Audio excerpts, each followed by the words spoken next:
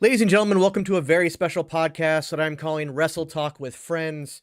I am here with some really cool people that I've met through TikTok and actually got the chance to meet in person in St. Louis at the WWE Royal Rumble. And we are going to talk wrestling because it is one of our favorite things in the world. It's also one of the most infuriating things in the world, and this should be a lot of fun. I am joined by, starting at the top left, it'll be Comic Punk Guy. Then I got McGruber. Then I got Infamous Opinionist, and I got Love Panda.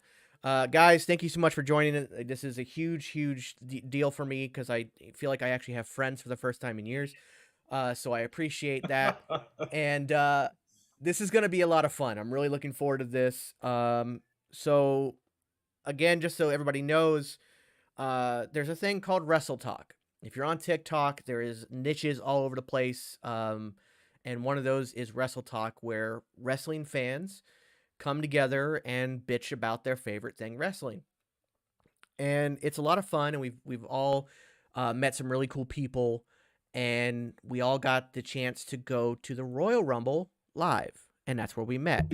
So, guys, let's start there. How was the experience of the Royal Rumble?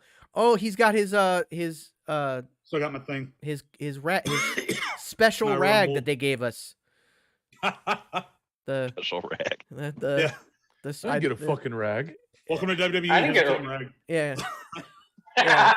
It was just like, and it says I rumbled on it. I'm all like, yeah, you did. Yeah, you did. Is that a Royal Rumble in your pants, or you just have Risky Dreams Entertainment has asked, we've all seen the kayfabe WCW turn by Shane. Opinions, thoughts. As the resident Shane McMahon expert on TikTok, can I start? Yes, you may. I hate the idea of Shane McMahon. I don't hate the person. The person's never done anything to me. I hate the idea of Shane McMahon, and it was even pre like heel best in the world turn Shane McMahon when everybody got sick of him. I was already well past sick of Shane McMahon. I didn't want him on my TV. I hated watching him sweat just by lifting a finger. I hated the fake ass punches that never connect with anybody on earth. And I hated the fact that every WrestleMania season we have to roll Shane McMahon out like a fucking used television in a classroom, let him jump off of something and then roll his ass back out. I hated the idea of Shane McMahon. And at the Royal Rumble, because again, I think we're going to be talking about the Royal Rumble a lot in this because we all went and we all met there. I was so fucking confused because Shane McMahon's music hit, biggest pop of the night, bar none, except for Seth Rollins' entrance when he came out with the Shield theme. Bar none, biggest pop of the night. Absolutely electric. And I'm sitting there just wondering what the fuck I missed. Because last I checked, I thought we all hated Shane McMahon. And yet here he is throwing punches at Matt Riddle, and we're all cheering. So all that being said, when the news came out that he was quietly let go, I shook no shits at it. I was perfectly fine with it. I don't want him on my television. Now, again, and this will be my last thing, and then I'll pass it on. To everyone who's saying, oh, Shane's never really going to be let go, I think we all know that. Shane is Vince's son. That's never going to change. But just the fact that he's not going to be on my TV from now until WrestleMania makes me more excited about this WrestleMania than I was the last one. So, those are my thoughts on Shane McMahon. I would like to chime in. Hold on. Before you Go do, ahead. ladies and gentlemen, that's why that opinion is infamous. Now, floor is yours.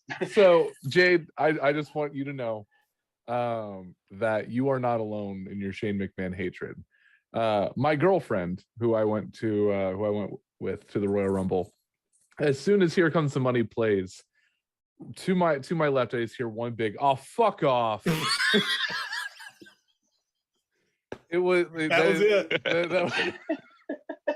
was it. She despises Shane McMahon so viscerally, and it was a matter. And I've asked her, it's like what's with all the Shane McMahon hate? Like I'm not a Shane McMahon lover by any means, but I was over here just like what's with all the Shane McMahon hate? He's like, he just has to insert himself into every fucking thing. That fucking Kevin Owens feud, he inserted himself in that. At every WrestleMania, you gotta have a fucking Shane McMahon match. I fucking hate, and she's not. Let me say this, because I would like to look at what Jade said in two different ways. One, the big pop of the night is the one thing that I think a lot of us forget is that we, the five of us, are not the majority of professional wrestling fans. We're not. This No. is like Royal Rumble was not for us. Brock Lesnar, Ronda Rousey was not for us. If wrestling was for us, Sami Zayn would be a 5-time WWE champion by now. Simple as that. If wrestling was for us, so that's why Shane, in my opinion, like you just hear "Here Comes the Money" because let's be honest, I don't care how much you hate Shane McMahon. "Here Comes the Money" is a fucking bop. Like it's a slap. So it's a banger. it's a banger. So you hear that, you're like, oh shit, here comes the money. I have left work with that dialed to 1,000,000 on the bass in my car just to see what people will look at me as I drive away. Yeah, exactly. That's the Backstreet's back of our generation's wrestling fans. Wrestling fan or wrestling entrance themes. Actually, Risky Dreams Entertainment brings up something, and I don't think I actually approached their initial statement correctly, because apparently the rumor is that they're planning another basically WCW WWE thing where Shane will create a quote unquote rival company to compete to help basically bury AEW. In your fucking dreams. Yeah, that's not that's going to happen. There's just no way that happens, right? Like that doesn't even seem. No. If that happens, wrestling. Me and Buddy that I was with, you guys met him, Austin, the guy who has wrestled Alex Kane, the suplex assassin. Anyway, that would be on. By the way, that would be on my shirt that I would wear every single day. I'm the guy who's wrestled Alex Kane. I'm still alive, and I wrestled Alex Kane. I survived the. I wrestled Alex Kane, and all I got was this lousy T-shirt and a week in traction. I went to Suplex Island, and all I got was this lousy T-shirt. Yeah, I need to make. So I have made a shirt design for Alex before. I need to make that now. I need to make that a shirt for him. Anyway, so we were just chatting while the Rumble was going on. I was like, could you imagine if Flight the Valkyries hit at number 30? And he was like, wrestling would just change. Just everything you know about wrestling is changed. Like, forget what you know, it's changed. So, and I don't think we're going to get that until, like, everyone's talked about, like, AEW is like everything we know about wrestling has changed. And originally I would say so, yes. But looking at it now, I don't think we've really seen a major change except in what we have now. So if for some reason in kayfabe we see Underground, the new WWE show, Underground, not Raw Underground, but I'm just giving it like Underground. Your name's Big Bappa. You're next. Get in here. Your name's Coleman Trevor Steele. Get in here. Now fight. Hot take. That was the worst. That was the worst fucking thing. Like hot take. Let me jump on the Shane McMahon thing before we get away from the Shane McMahon thing. All right. When Shane McMahon's music hit, I was like, why? And then my girlfriend who's with me, who knows nothing about wrestling, is like, that's Vince's son, right? And I was like, yeah. And she's like, why is he here? And then as we've heard all throughout the last, like, this week about what Shane's role actually was, like, he produced the Royal Rumble, and that him being included in it was like a game time decision, and that like he dislikes Matt Riddle, so he had his spot to make Riddle look like not the greatest. And I was like, you don't need to do that. Like, Shane McMahon, in my opinion, in this Royal Rumble was a wasted entry, because for sure.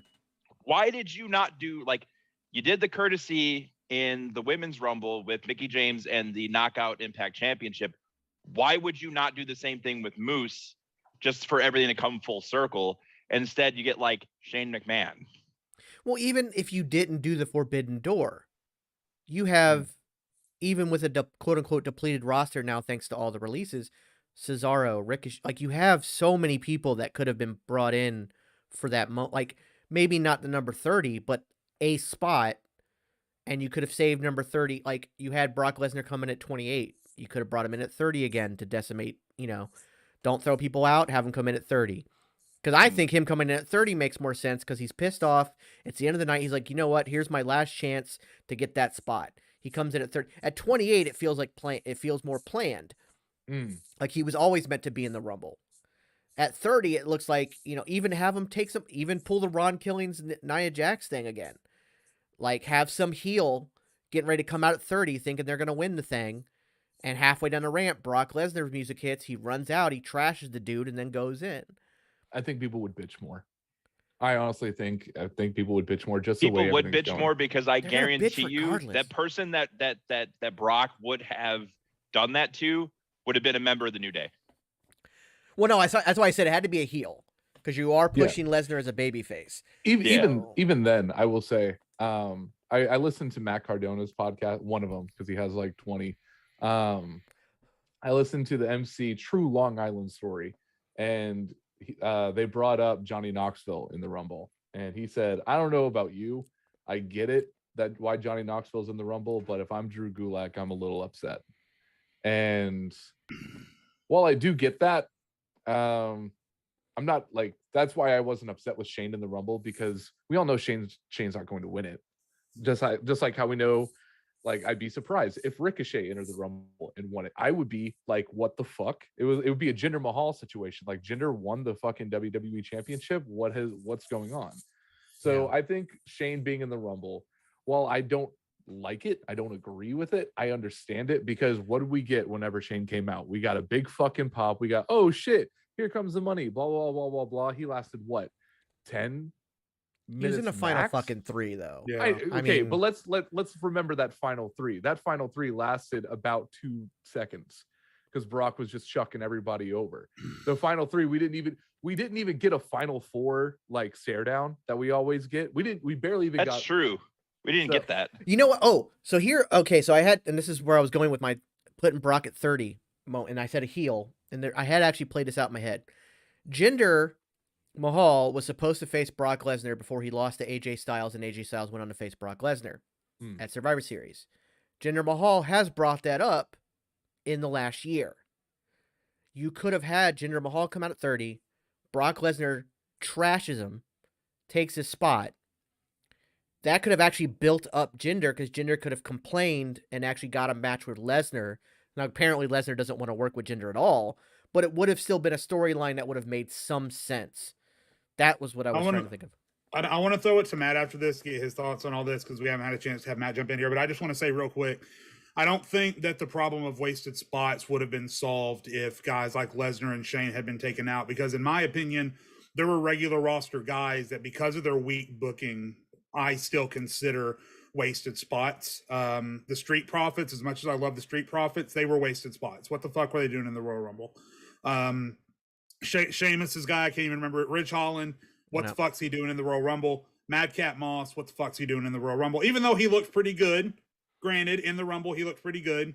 The pre-booking going into the Rumble, I think that's the main reason a lot of people hate this Rumble, is because there were just so many guys in this Rumble that nobody gave a fuck about, no one cared about, that you knew they weren't going to win. They had no chance of winning. A lot of tag teams. And then to top it all off, let's throw Shane in the final 3 and have Brock Lesnar win the fucking thing. So I think that was just the cherry on top of the sundae. So Matt, I'd like to throw it to you, sir. What are your thoughts on everything? Because we haven't had a chance to get you in here yet. Oh, the enigma of a last name, gentlemen. That's what it really comes down to when it comes to Shane's appearance and the pop factor and everything like that, is because of the McMahon factor. If it was anybody else, it wouldn't have gotten a draw, like we were kind of referencing before here. But what I will say is, like, a caveat. Yes, there was a lot of people that had kind of missing places, like you even just said, Jade. But Shane didn't have to be in that at 28. You could have had somebody strong in there like Braun Breaker or Carmelo Hayes and put them into it to get some shine, because also on the wrestler side, they also get a share of being on that show. So Shane also took a potential payday from somebody else too, just to come across like a selfish prick. And I'm meaning that with all due respect, Shane. But you are a non-UFC fighter outstriking a former UFC fighter in Matt Riddle, and making Matt Riddle look like a clown just to have your own comeuppance and look like you're the superstar daddy's boy. You haven't been the superstar daddy's boy since you were leading the Mean Street Posse. So fall back, homie. Like, it's time to relax and let that enigma of that last name, just like Vince did by stepping away. Hopefully Shane never comes back until it's like Hall of Fame time for his pops. Yeah, no, I get it. And somebody made the comment, 18 of the 30 were tag teams. Bacon, Egg, and Cheese 96. Thank you for the comment. Yeah, I was really surprised we got no NXT people. Like they are doing their damnedest to separate NXT as a purely developmental away from WWE, whereas before NXT was considered a third brand because it held itself that out. Let me jump back in on that, because think about the fantasy booking as the new WWE fan that's a fan of 2.0, let's say. You have Braun Breaker stand across and have a stare down with Brock Lesnar for even 30 seconds and then have them split up, or Brock just beats the shit out of them. They automatically get an idea of the future. Bruce Pritchard and Vince shit the bed on that one too. Yeah, for sure. Absolutely. No, I agree.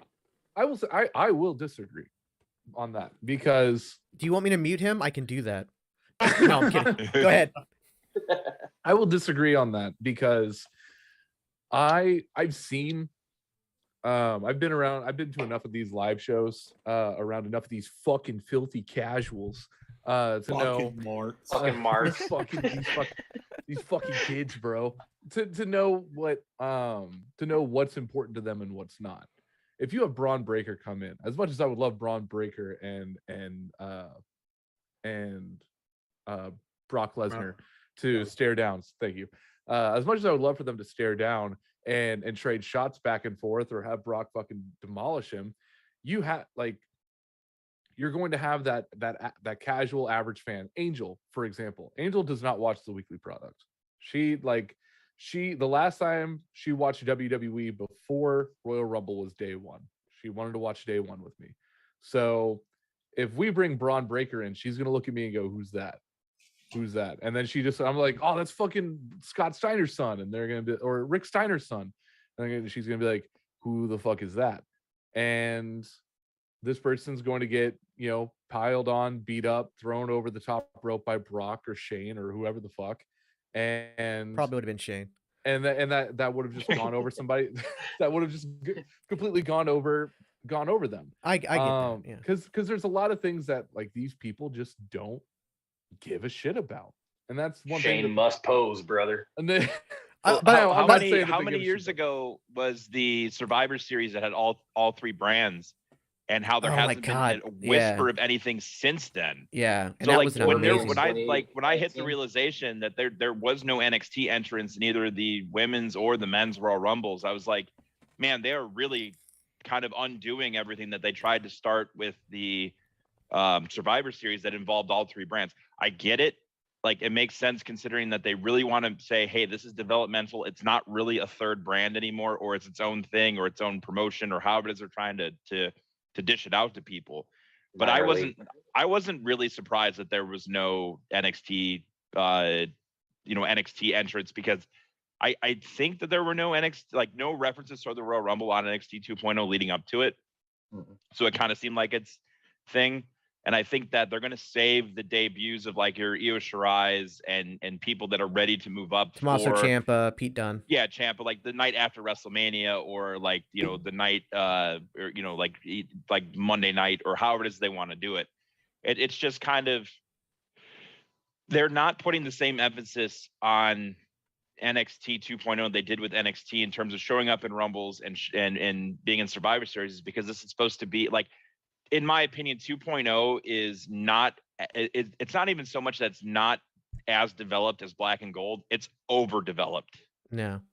And I think that's what the problem is. And if they really want to separate them, they've done a good job in doing that, because I didn't think for a minute that Braun Breaker or Carmelo Hayes or Dexter Lumis or Gacy or whoever would show up. I just figured with the 18 members of tag teams that were in it and everyone else, that it was going to be just mid-card guys, and then we were going to get like four big superstars to end it. Yeah, I mean, which in doing some research today, I did actually find out an interesting fact that Scott Steiner and I have the same birthday. He's exactly 20 I years. share a birthday with Sonya Deville. And he's exactly 20 years older than me, which I found weird. All right, Zach, whose birthday do you share? Val Kilmer. What about you, Jade? Michael Jackson. Hell the fattest yeah. Batman. Hell yeah. I share a birthday with Sergeant Slaughter, Roman Reigns, and Mike Myers. So Yeah, baby. interesting thing that CPG brought up about how long ago it was since we've had that NXT Survivor Series. That was 2019. Mm-hmm. What else showed up in 2019? Me in Chicago for War Games. AEW. AEW. Yeah. AEW showed up. And I brought this up that, I mean, there's a reason WWE is number one. And I know a lot of people are going to fucking hate me saying that. There's a reason WWE is number one. They saw the writing on the wall that the NXT that we had, the black and gold super indie, was just going to be outshined by AEW. Like, no matter what, you can't, like, you literally would have, I don't know what you would have to do to have NXT outshine AEW, but there was literally nothing you could do. AEW in 2019 was fresh. It was brand new. They were doing the whole fuck WWE train at the time, and everyone they're was still jumping on. ship. Well, they're still At the time. Yeah. No, well, they were going hard in the paint. They were I going get hard what you in the mean. paint. But so they saw the writing on the wall, and they were like, okay, this isn't, like, we don't need to focus on this anymore. Then That's why I'm so divided on NXT 2.0, because I have a very at the same time as being just a huge fucking mark for wrestling, and that's why when people call me a mark in my comments, I'm like, hey, thanks. At the same time as being just a huge fucking mark, I'm also very analytical. So the analytical side of me understands exactly what Zach is saying, because I've thought it for months. NXT had to change. They tried to go head to head with AEW. It was Super Indie versus Super Indie. NXT lost fair and square, straight up. NXT lost. They took it away. They had to do something different. They had to change it up. They couldn't keep trying to do the Super Indie, especially when all of their recognizable Super Indie faces were jumping ship to AEW. They had to change it. But for me, as much as I love some of the guys on NXT 2.0, Breaker being one of them, I still love Ciampa. I'm glad that Gunther now, it seems to be a weekly staple. Walter on NXT 2.0. you guys are so pronouncing his name wrong. There's just something about it to where, even though they have, to CPG and Zach's point, they have separated, that they've drawn a line between NXT 2.0 and the main roster.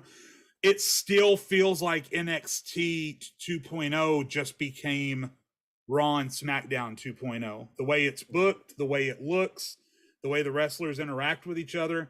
The match quality is still better, because ultimately all the better wrestlers, except for a few, are still on NXT 2.0. The match quality is still really good week to week, but the way that it's presented just feels like Raw or SmackDown Junior.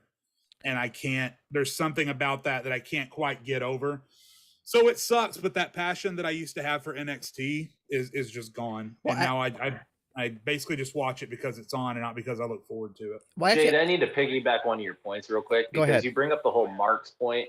And when we were all there and did our videos, I'm really glad that you said that, because of all of our reactions that our followers got, you had to catch so much shit from your followers to the point where I was sitting there laughing, like, how do they not see this as a joke? Why are they not seeing that we're just having fun? Yeah. That video is my third highest viewed video all time. It's the same. It's Kevin. Got over 200,000 views, and it's just me going, I'm never coming to a fucking wrestling show again, as I'm laughing and smiling, and as you guys are and everyone is like, oh, fuck off, you're gonna go to another wrestling show. Herp the derp the derp. It's the Kevin Hart, Dwayne Johnson move, where they shoot Simon. It was I think the one thing that killed it was, like, I was filming me and everybody else. I think Matt was filming you and everybody else. You poked me in the head when you were recording. Yeah, I didn't even mean to.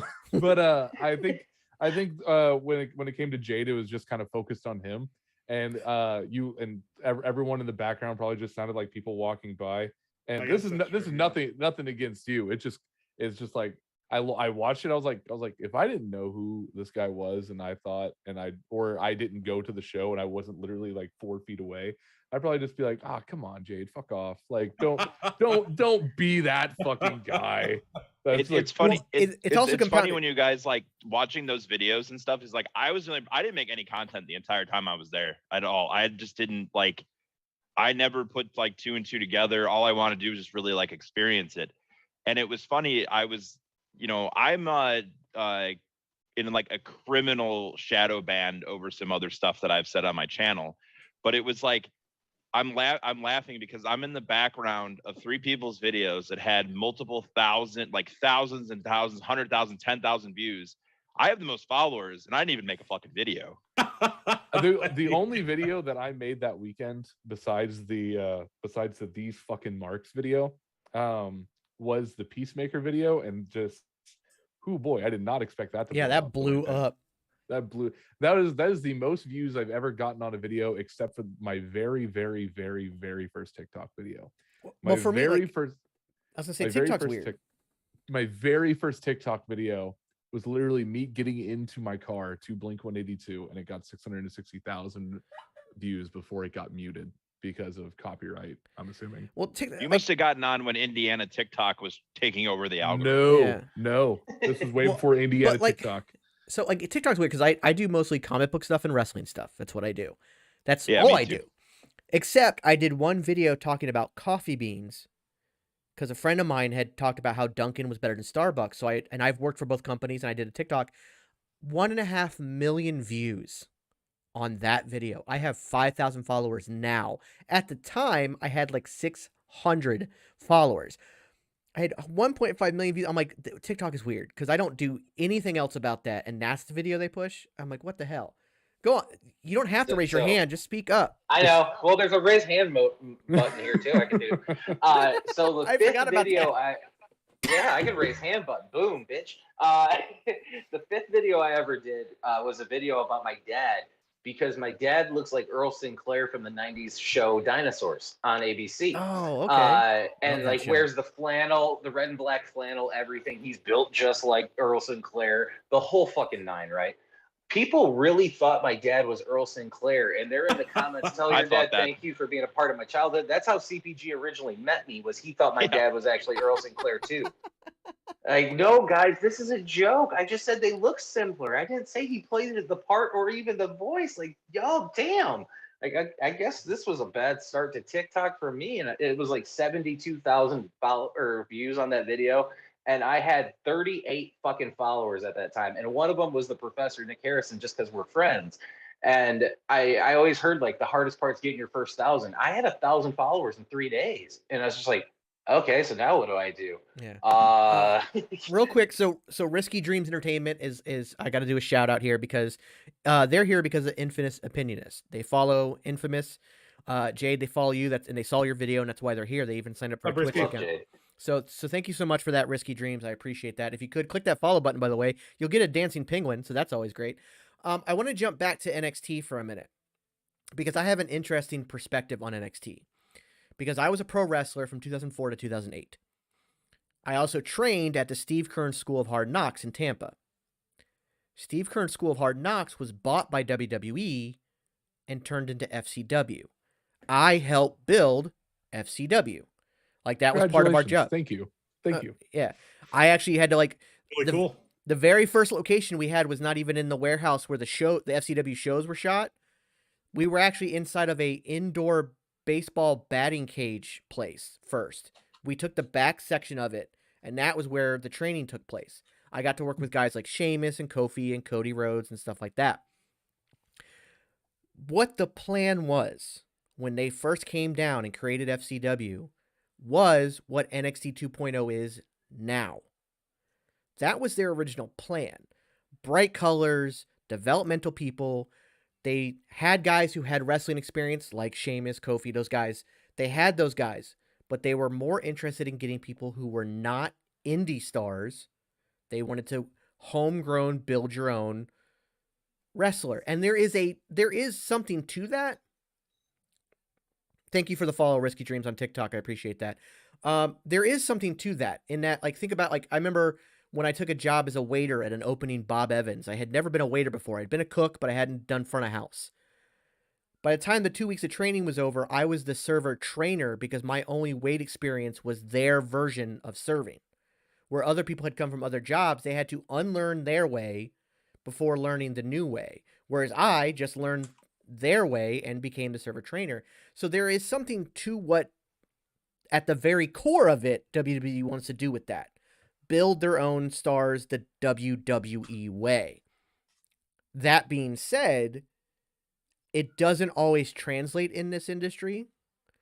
And we're seeing that with 2.0, with guys like Von Wagner, who looks like the caveman in Night at the Museum.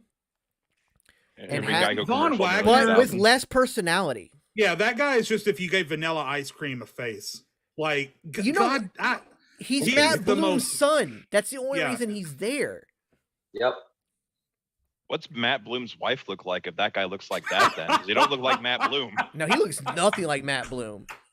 But he also looks like he de-evolved. shout outs to Matt Bloom's wife. Like he de-evolved. Like he is straight Cro-Magnon, Yeah. like that forehead and Yeah. everything. But So does his wife look like one of the Croods then? maybe.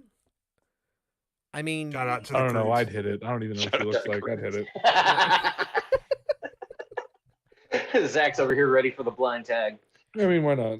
well, I mean, hey, if she's on Bumble, apparently in St. Louis, because I'm hot there. Don't know how that worked out.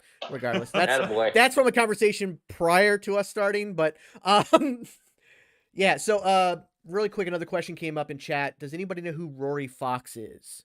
Rory Fox. And first off, don't apologize for the questions. That's why I do this on Twitch, is so that you guys can interact with us. So thank Rory's you an very indie much. wrestler, if I'm not mistaken. Why is that? I know AR Fox is an indie Yeah, AR wrestler. Yeah, I Fox know is what I'm AR. thinking of. So Rory Rory- sounds familiar. It sounds familiar, but maybe Star because Fox. Fox the two names, Rory is a kind of common name in wrestling for a lot of, and then Fox is obviously a very common surname in wrestling. A lot of people. Hell, we had Alicia Fox in the Royal Rumble. Rory so- Fox. Yeah. Yay! Yeah. So I'm looking at him right now. Just looks like a dude that wrestled Now, under the name. Risky's in Iowa, and actually mentioned that a friend of theirs is running a show here soon. In fact, let me see if I can find that comment. Cardona is actually working on a show that a buddy of theirs is doing. So Oh, Nice. love Cardona. CEW is where Love he Matt wrestled. Cardona. He wrestles at a CEW in Iowa, and has a couple matches with WWE's current CEW champion. It's called Bridge City Slam is the show coming up. So anybody in Iowa, like, definitely go check that out, because that's something I remember. I remember there was a boom in the early 2000s for indie wrestling. When I was wrestling, I had my own promotion on Wednesday nights, and I worked the only day I didn't work was Monday night. I wrestled Tuesday through Sunday, usually twice on Saturday, twice on Sunday. I do a day show Saturday, then a night show, day show Sunday, then a night show. There was, especially in Florida, there were promotions abound.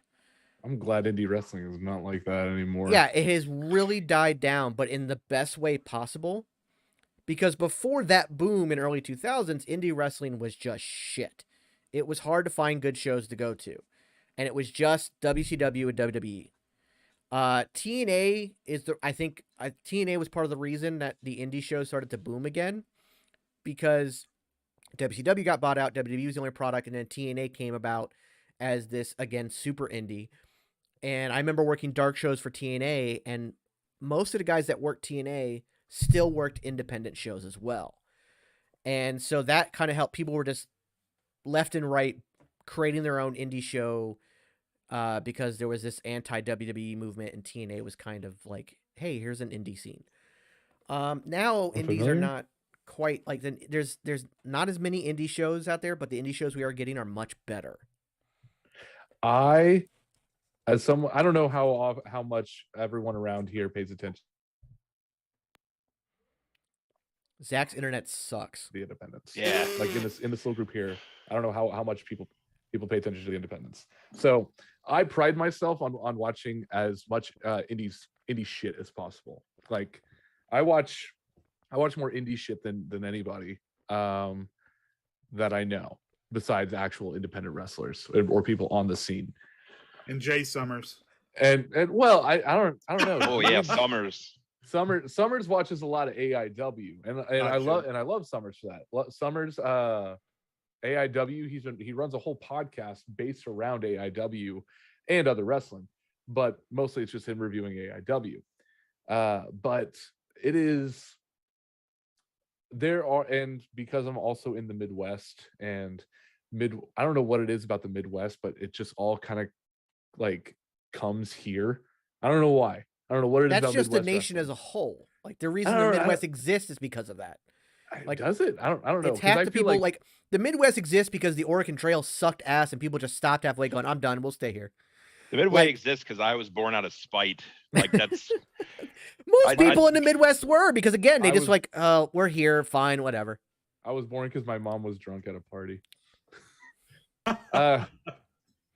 Anyway, that's probably so. I think I can go ask my parents. Like, hold on, no. I think there's just as much indie wrestling now as there was. It's just there is whereas back in the day, I'm assuming I was fucking 6 in 2002. Shut up. So I was 20, you fucking fetus. God damn it. But when I look at that, it was I'll be 40 this year. Fuck off, all of you. Hey, I'll be 35. Just be glad you don't look it. Like if you were 31, baby. If you told me you were 28, if I shave, I still look 12. So if you when you said me too. That's why I don't shave. Yeah, exactly. So when I look at that and I look at all the independents that are going on right now, it's all a matter of the quality of it. Because the better quality you have, more likely you're going to get put on a bigger pedestal. And I think there is that strive for quality. People have because I think what a lot of people get wrong, the people that don't watch independent wrestling, or just not don't watch independent wrestling, but write off independent wrestling, the ones that write it off. Because Jade, I don't know if you watch independent wrestling at all. Matt, I don't know if you watch independent wrestling at all. Okay, so you do. Stop raising your hand. I'm a Midwest guy. So I think he's Here, I'll just hit the button. So the people that write it off think it's just a bunch of oh shit, you changed everything. Oh, everybody jumped. Hold on. So I can't do anything with the hand raise. Take it off. Thank you. So I think that was fucking weird. Go on. So the one thing that a lot of people who write off independent wrestling think what independent wrestling is the independent wrestling that I did for a year, which was a bunch of guys who bought a ring and were like, we're gonna wrestle. And it was just a bunch of guys on fucking meth wrestling for 15 people at the fairgrounds. Were you doing shows in Florida? Because that sounds familiar. No. It was it's pretty standard here, actually. Yeah, it's crazy. The meth in Indiana is fucking it's crazy. Anyway. Remove. Shout out to Indiana meth. I think hey, meth capital world is Moon Lake Road in Pasco County, Florida. I'm proud of that. Not really. Let's go. But it's a matter of you have those really, really good indie wrestlers. And you get those people that watch that, and you get those people that see it and they strive for I want to do something better than what I'm doing. There is that drive. I think one thing we're seeing a lot of now is a better drive.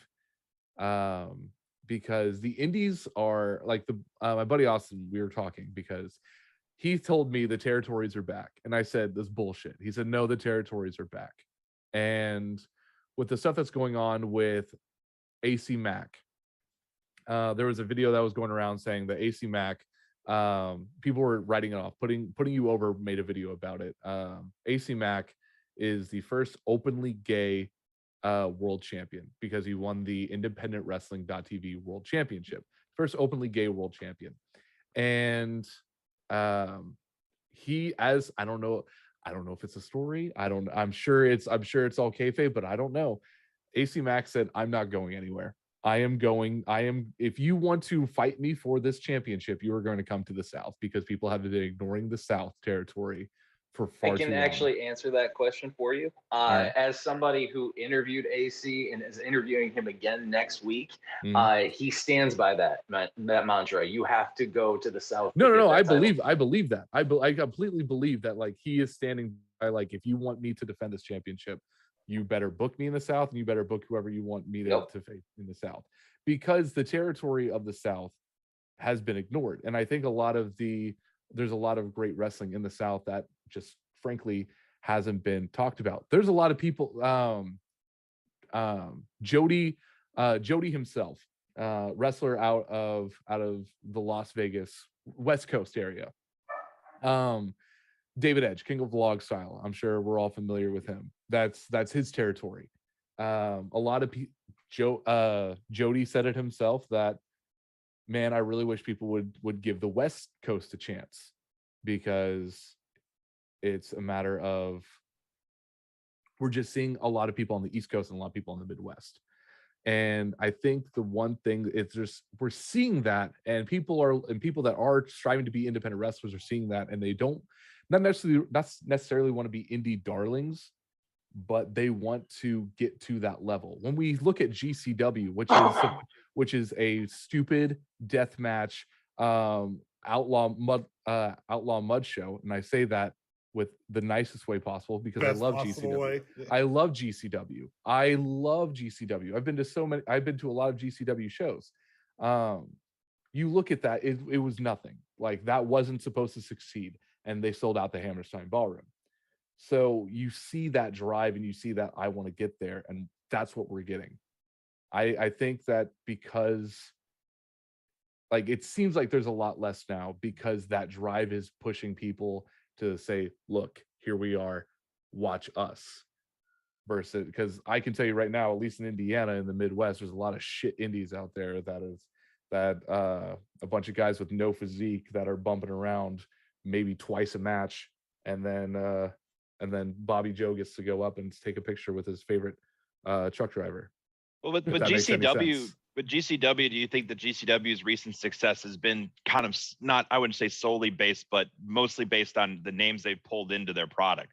Like, you had Cardona there, you had Thunder Rosa there, you've had like Ruby Moxley. Soho showed up at the last one. Other than MDK, what has GCW been lately? It's been Cardona, Janela, all these other, like Scorpio, all these other people showing up to like kind of lift that promotion up. No. Effie. Here's why. Well, yeah, Effie's a whole another thing, but Effie's a whole other thing. Here's why I say no. Because GCW was already on people's radar. It blew up in 2021 because of Cardona and whatever. Like, people now, you can't deny GCW, but GCW has a faithful. Like, there is a GCW faithful that has been there since day one, and they are very particular. I watched the videos, and I'm sorry to interrupt. Go ahead. Just to feed off that point, Zach. I'm not a huge indie wrestling mark. And listen, I live in Joplin, Missouri. The nearest indie wrestling is in Springfield. That's an hour and a half away. We're single income. I've got a kid. I just can't afford to get out and see indie wrestling as much as I would like to. But 2 points I want to make. Number one, real quickly on GCW.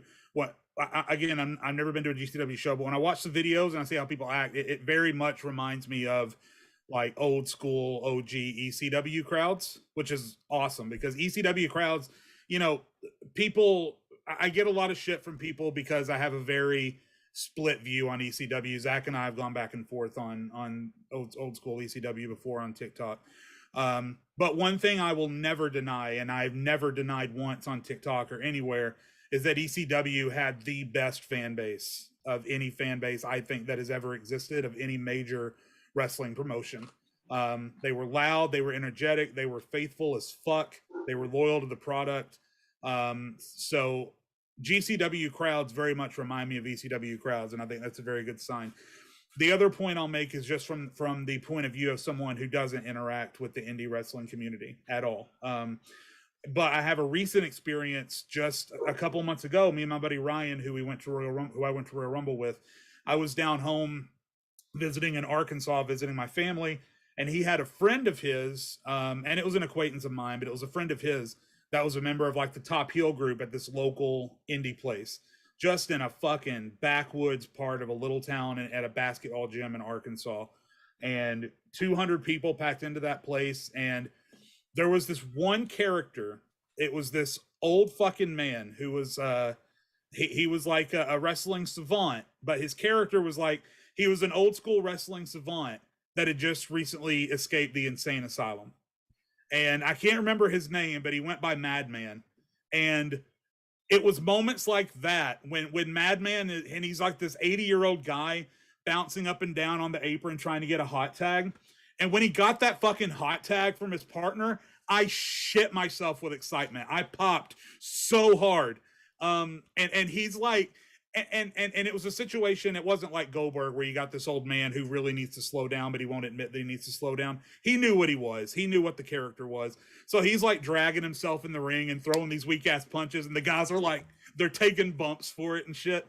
And so the cool thing about indie wrestling, and I think when indie wrestling is at its best, is when they don't take themselves too seriously, and when they realize that, hey, if we're going to get attention and if we're going to get people to recognize our talent, we need to do this over the top shit. Because they would do that, but then in the very next match, they had just this super technical showcase match between two guys that were like doing springboards out to the outside and doing chain wrestling, grappling for like 5 full minutes.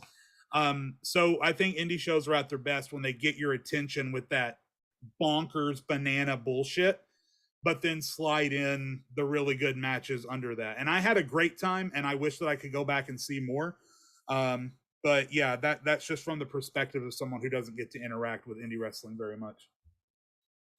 Well, I don't know if you guys ever saw it. There was a viral video of the giraffe from Toys R Us wrestling. That I think was Yeah, I saw that. that was my good friend of nearly 20 years, Eddie Torres. Eddie was one of the guys who helped when I started my own company. He was there for me. I wrestled with him at ACW. When I did IWE, he was around. He's big in the Florida scene. He's been on NXT as part of a tag team called State Line. They've been on NXT a few times back right before they went to TV. He's been doing it for over 20 years now. And his most fun before that went viral, which was huge for him, was doing that match. And it was just a mascot gimmick thing. It was all done for charity. The whole thing was just goofing over the top. One of the other times is we had my trainer was Buck Quartermain. I don't know if that name rings a bell for anybody. He was big in like the mid 90s as a mid card guy for WCW and WWE and stuff like that. When he started his promotion, Elite Wrestling Entertainment, we would do it Thursday nights in Ybor City in this haunted ass club, by the way, and we all saw the fucking ghost. It was insane. It's a whole other story. But the entire purpose of EWE was to go back to the 80s over the top gimmick style, like the Repo Mans and the Dumpster Drody and the Goon. Goon and the IRS and Isaac Yankum, the over the top gimmick. That was so much fun. And we had, part of what helps independence and, like GCW has been helped as far as getting some mainstream by having guys like Mox and recently X-Pac, Cardona, having those big names. Money helps independent wrestling. Zach, you know how much it costs to run a show. I've run shows. It was always a loss. But I remember I got Petey Williams to do my first show. Luckily, Petey did it for pennies on the dollar.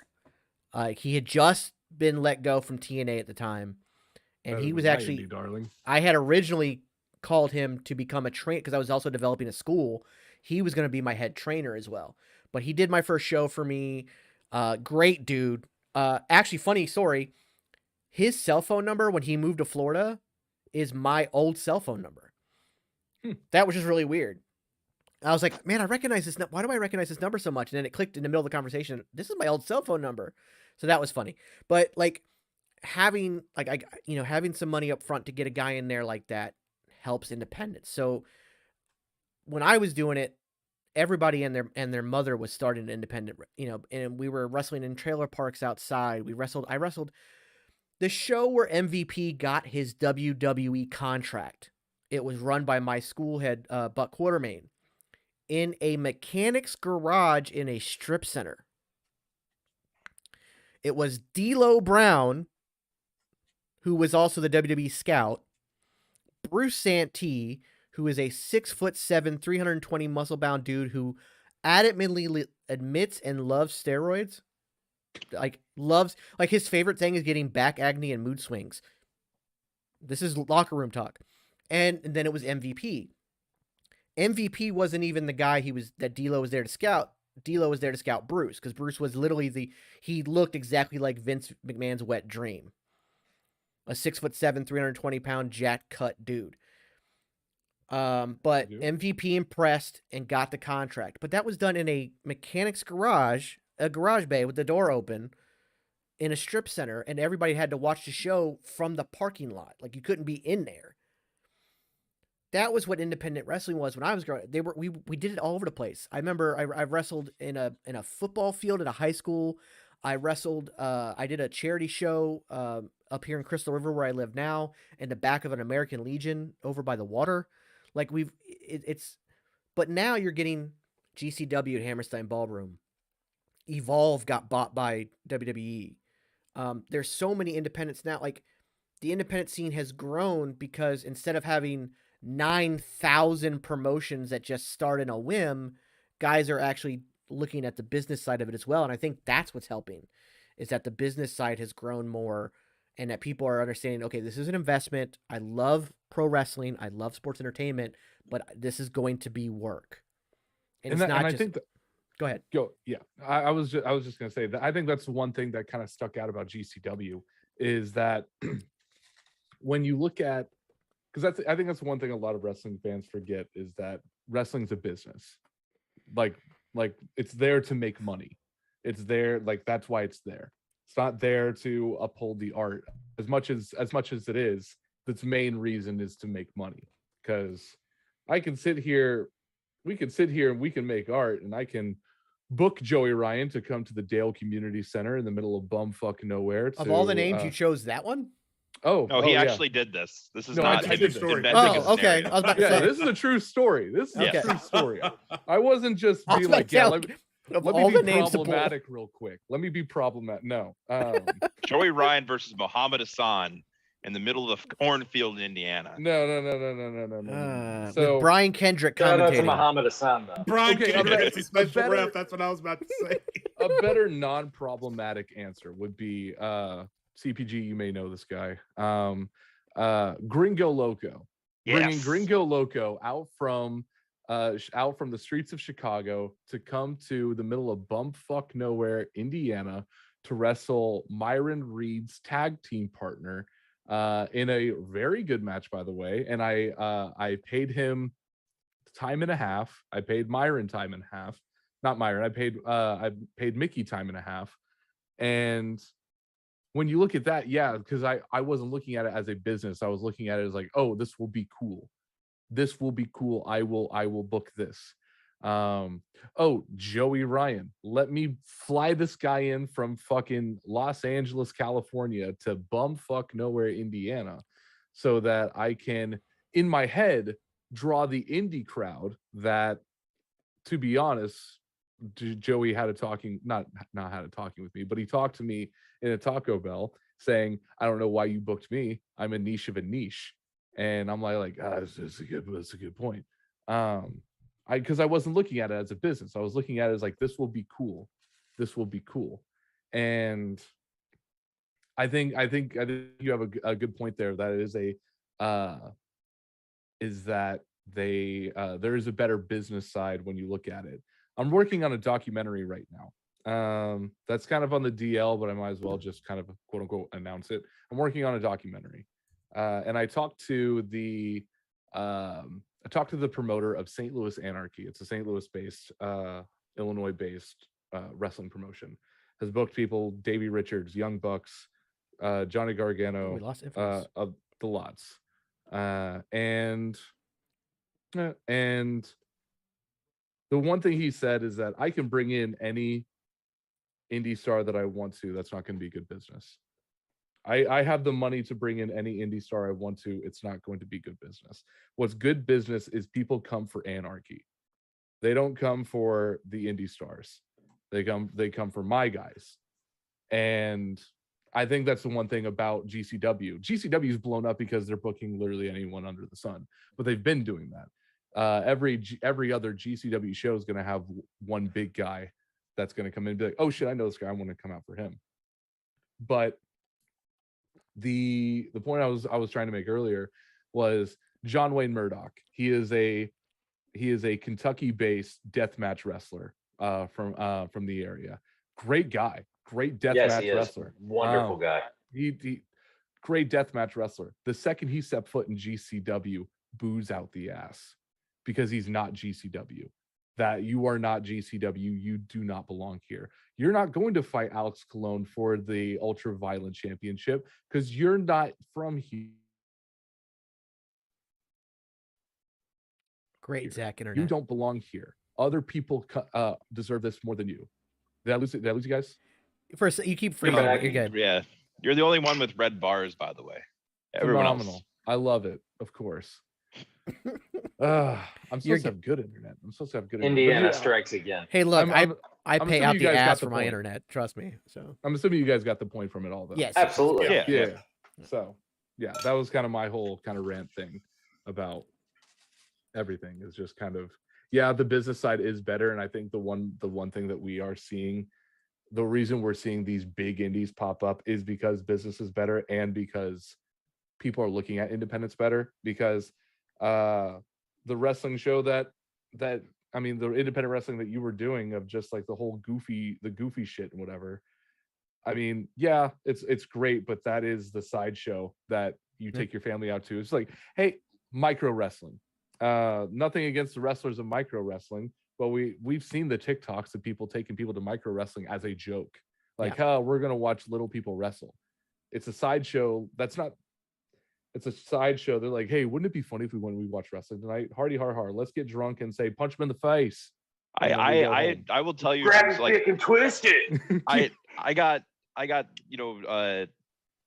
a call and it was like, hey, we're gonna go to this bowling alley. You want to go? It's half price drink spot, whatever. I'm like, yeah. They're like, hey, just there's wrestling there too, and I'm like, that's great.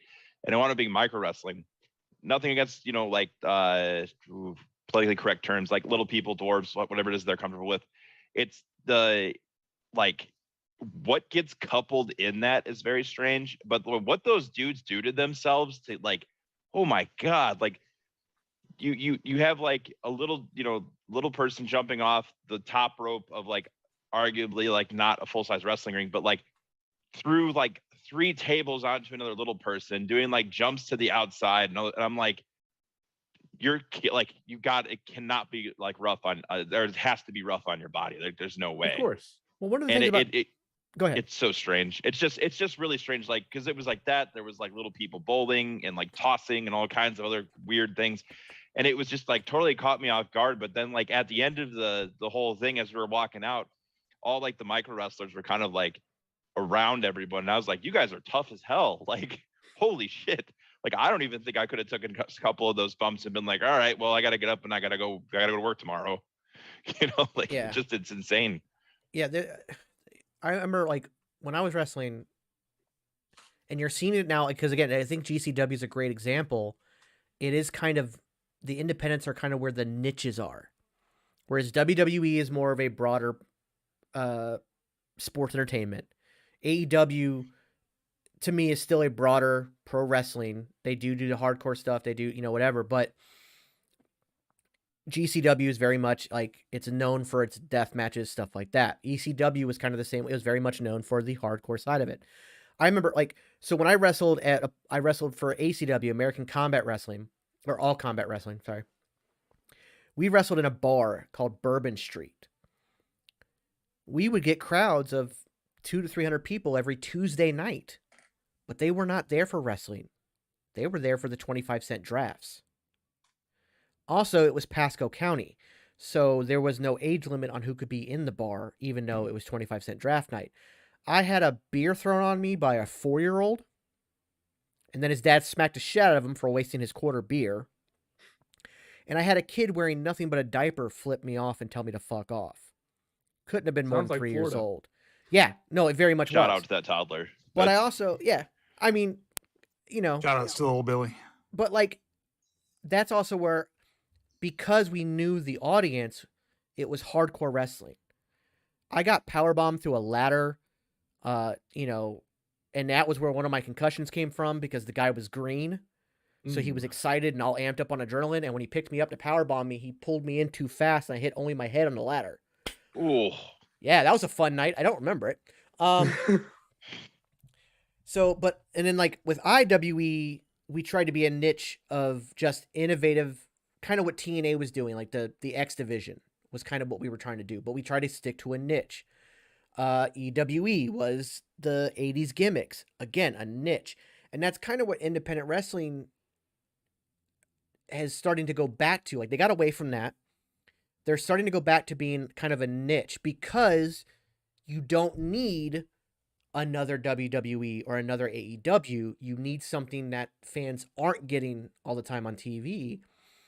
And I think that's kind of where and that's good business. It's understanding the business side of it. No, okay, look, we have to do this. We have to understand that they're not going to come see us unless we offer them something they can't get on TV in the comforts of their home. So I think Florida that's for good. an independent show last year. Well, I which one do you know? Do you remember the name of it? I went to ARW, and I'm friends with a lot of the people at Real Pro. Okay. So when you were talking about Florida, I was like, wait a minute. Because I went to Atomic Revolutionary Wrestling to see a friend of mine, Zach Monstar, wrestle. Because it was him and Ryzen against the dude from Guar and Sin Bodhi. And it was a great match, and it was super violent and stuff like that. But I was just like, all right, I'll give ARW a little bit more of a shot because like JTG was there, the Headbangers were there, Deimos and Teal Piper. There was a lot of great talent they have. And Real Pro, like I said, Zach Monstar is one of my best friends, and Heel Kevin on TikTok there, he helps out a lot with Real Pro too.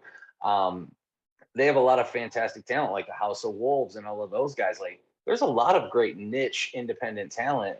Like you were saying with the niche, if you want that hardcore in Florida, ARW's recently switched all their formatting to a hardcore format now. If you want more of that, you want to see some of those younger guys, Real Pro has a great up and coming youth division that they're working with. So it's cool to see that the niche, or not even necessarily the niche, but the territory of that niche is coming back in pro wrestling.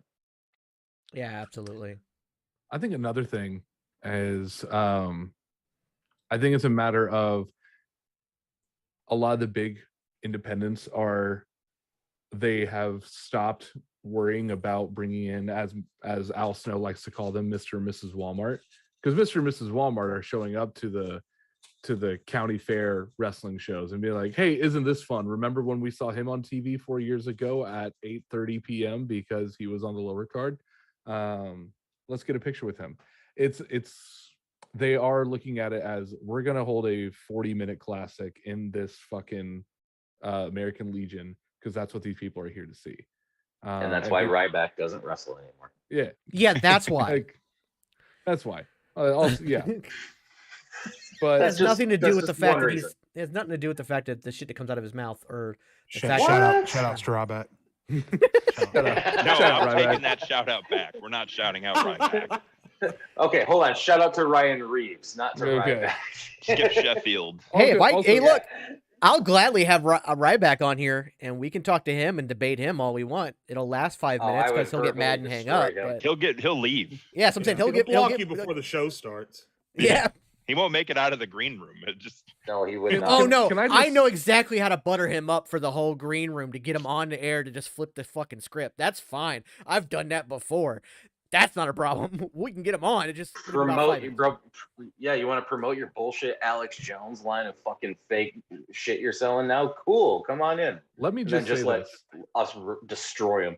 Let me say this. I love that we all got together and we came on Twitch to talk Royal Rumble, and all we did was talk about Shane McMahon and then move to indie wrestling. Oh, we're gonna go. Now we're on Ryback somehow. I got a couple of points I want to make about Rumble. I was just I didn't, because I know I'm the only one not talking indies, and I don't want to be the asshole who says, yeah, can we stop talking about this marky bullshit and go back to WWE? I was literally getting ready to transition back because fucking Marks. Yeah. Well, I think not just the Rumble, but this past week in wrestling period has been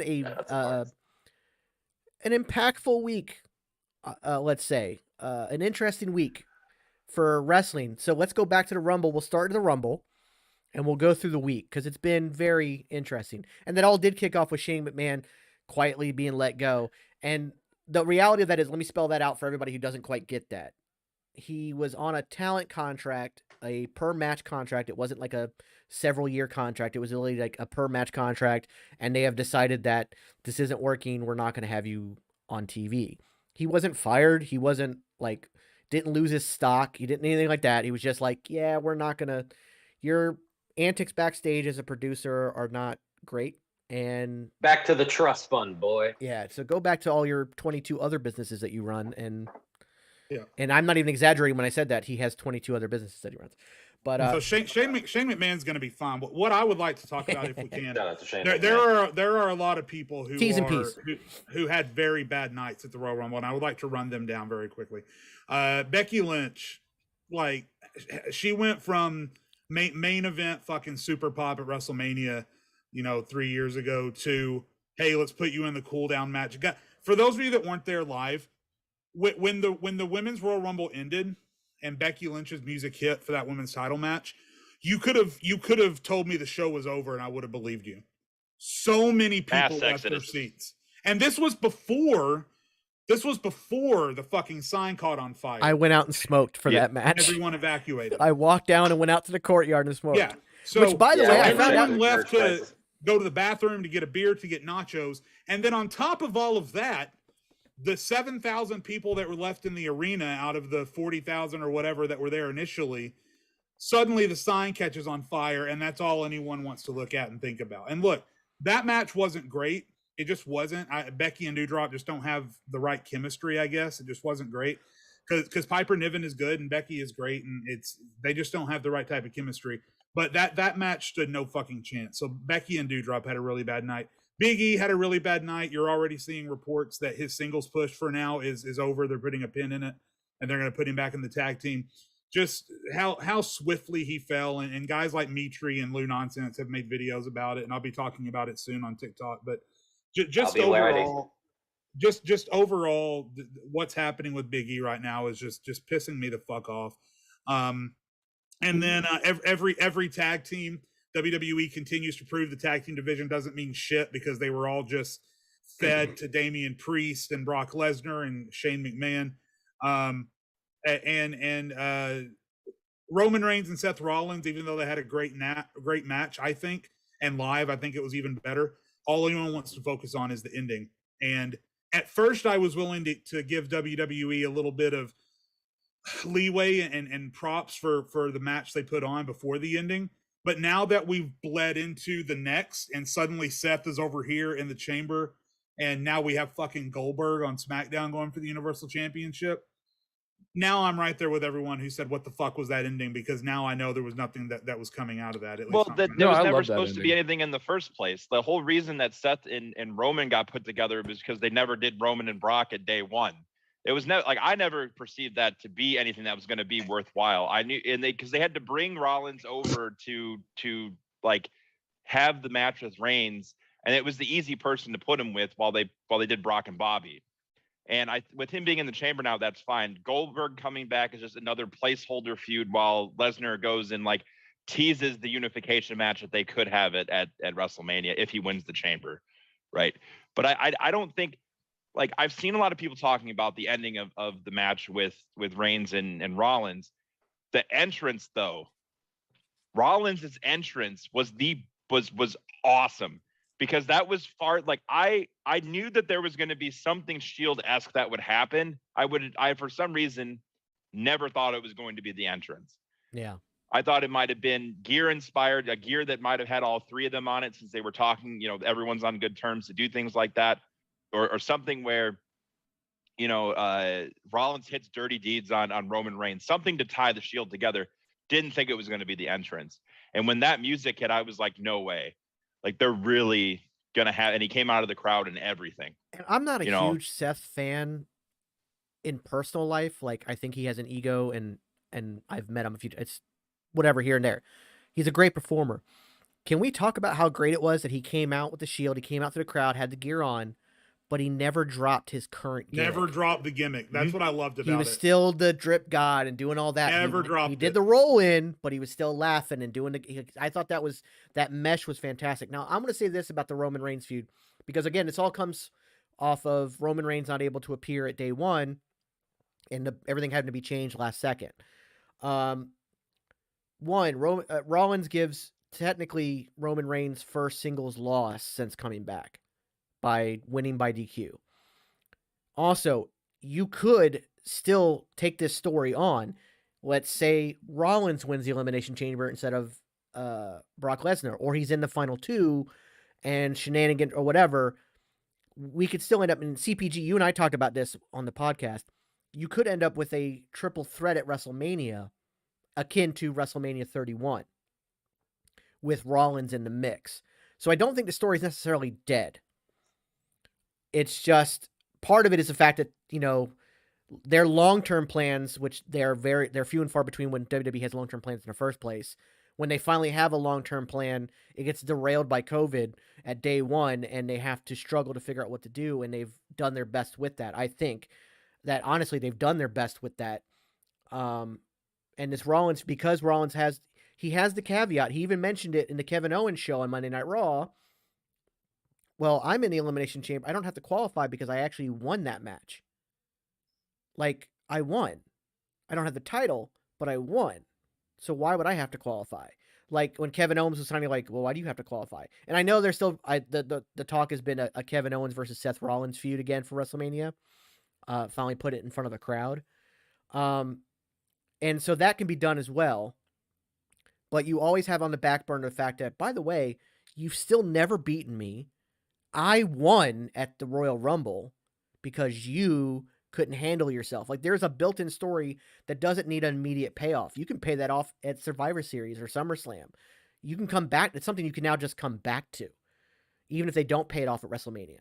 You could have Seth and Roman come back together in the we don't use the word draft anymore, but the shakeup, you know, like that type of scenario where now he's thrusted back into that picture again. I mean, that really all depends what they do at WrestleMania with Lesnar and Roman, right? Like, I honestly think they're going to put Roman over. It makes the most sense. I would rather see Roman go over Brock. Honestly, I'd rather see Roman go over Brock clean at WrestleMania and head off into the next season than Rollins in a triple threat match, because it just throws something in there that doesn't need it right now. Yeah. Especially with everything that's happened since the Rumble. Because correct me if I'm wrong, Roman has never beaten Brock clean, has he? I'm trying to remember that Mania from a couple of years ago where they fought, and I was a piss baby little Mark. That yeah, I can't remember. I don't think he has. No, yeah, and then I think there's always shenanigans, right? There's always something. But I think the one thing, and this is why I like the ending, I like the whole, is that this whole story was just because we've had an unbeatable, clean, like uncracked tribal chief for 500 something days now. Mm-hmm. We've 508 or 9 now. Nothing has phased this man. Absolutely nothing. Then the one guy comes in and just pokes the bear, and that's enough. That's enough to set him off. And I have now fucked up my camera. I should have. Yeah, there we go. Fuck it. All right. Anyway, I'll fix it in a second. Anyway, you have this guy come in and just bug the shit out of him and do everything he can to, because Seth knows, like, he's like, I can beat Roman. I can beat him. I've never beaten this Roman, but I know I can beat him. And the fact is, like, you've never beaten me. Hey, remember the Shield? Remember the Shield whenever I fucked you over? Haha. Now you're starting to see the cracks in this character where he's like, I'm not supposed to lose my temper. I'm not supposed to lose this. And I think this is where now I could easily be wrong because what else could WWE do? But I think this is where we start to see the cracks in the Roman Reigns character, where just maybe not this next feud, maybe not at Mania, but eventually we're going to see Roman crack, like complete break, I should say. We saw him crack at Rumble because Roman Reigns, the tribal chief, does not attack post-match. He doesn't do that. He is a I've beaten you. and I'm moving on because you're below me. But like we said, he didn't beat him. He lost. He simply lost. And he lost because he wouldn't let go. And he didn't let go, not because he wasn't paying attention, not because of whatever. It's because he just couldn't. They're doing what they're doing with Damian Priest, but much better with Roman. Yeah. Because Damian Priest has like this, I have anger management. Yeah, the sudden issues. Dr. Jekyll, Mr. Hyde character for Priest is out of nowhere. Yeah, it's weird. But you have that with Roman where it's like you have pushed him too far, where it's just like he's not listening to the referee going like, I will disqualify you, Roman. 1, 2, 3, 4, 5. Like he's like, I'm gonna kill you. He flat out said, you can hear it on the, because I went back and watched the Rumble. You can hear him shouting, he deserves this, as the refs telling him to stop. So yeah, and for sure. I think, and Matt, I'll throw it to you with this, but to Zach's point, I think the reason put your cum rag down. I think the reason that I'm so pissed about it is because the story was so good, and the buildup was so good to Seth and Roman that now it feels like I have to wait for the payoff. And like now I don't want. I was fine with Roman and Brock before. That's whatever. That's what WWE is going to WWE, right? I was cool with that. But now that you've wet my whistle, so to speak, with this hey, throwback to the past, Seth's going to be the one to break Roman's storyline. I just want to see that keep going. And that's why they gave us the towels. And so it's anyway, that's why I'm not happy about it, because I want to keep going with what I was doing. It feels like I'm sitting there sipping on a Pepsi, and now you've changed it with Diet Coke, and He's got the cum towel and he keeps going. I don't want it. I think the one thing about and this is the great thing about the Shield. This is a never-ending story. This is like, as much as people hate it because I'm right, this is Rock Austin. The Shield is Rock Austin. Or McMahon Austin, where you put the any two Shield members together, it's money. Just it's a license to, and this story is not going to end. Like, I know you're like finish the story. It's not going to end. It's we could have Seth and Roman fight next week, the story would not conclude. I mean, sure, the chapter would end, but it's not going to end. There's always going to be something that goes on between those two. And Death taxes Rollins beats Reigns. Well, so transitioning from that back to the Women's Royal Rumble, and we had Ronda Rousey win, which I'm okay. I know a lot of people are like, oh, why she win? I'm okay with it. Like, it puts her in the feud. But the feud she chose, interesting, was Charlotte Flair and not Becky Lynch. Now, I don't know if this is teasing long form storytelling to get the Becky Ronda match, which we all want, but the fact that we're not having that at WrestleMania, is Ronda going to be here for another year? Is she going to stick around till next year's WrestleMania? I don't think so. Unfortunately, she is. I'm thinking. I mean, I'm okay. I would be okay with her being full time. I honestly would. I think she's fantastic. Yeah, it would be no different than any other person from like combat sports coming in and having like a lengthy run in the company. I think the reason why the initial Ronda Rousey run in WWE didn't last as long as it arguably could have was that she didn't have fan favor at all, and Becky Lynch really exploded, overshadowing the fact that Ronda Rousey was now in WWE. And I think that kind of like burned her a bit in her own ego. So I'm thinking that you give what originally the match was going to be was Ronda and Charlotte at WrestleMania, and you have Becky and Bianca at WrestleMania, and you have the way that I would book it is I would have Bianca beat Becky at WrestleMania. Then you kind of solve the what the fuck was that at SummerSlam problem, and you put the title back on Bianca, who was awesome, is a phenomenal talent and an awesome champion. And then as Charlotte goes away with Ronda's inevitable win, while Ronda has her run into SummerSlam or however long it wants to go, then you can build Becky back to being a face again, or however it is that they want to do it, to then have the one-on-one match with Ronda that we want at either SummerSlam or the following WrestleMania. It just really has to balance out with, or you have Becky win Money in the Bank and you tease that chasing Ronda all the way out as far as you can. Because the Money in the Bank honestly hasn't been that suspenseful in a very long time. You know, you can usually tell exactly who's going to win and who they're going to cash in on. They haven't had a swerve cash in. So if you keep Ronda and Otis, Becky thank you separate, very much. yeah, but that of course got Road Dogg to hell Shout out too, to just Otis. like Baron Corbin's did. Like Well, if Baron you have, did that himself. it's true, but it was still. I remember I got blocked by Road Dogg on Twitter for criticizing him for that booking decision to have Cena be the one that screwed over Corbin. Well, fuck But Road Dogg.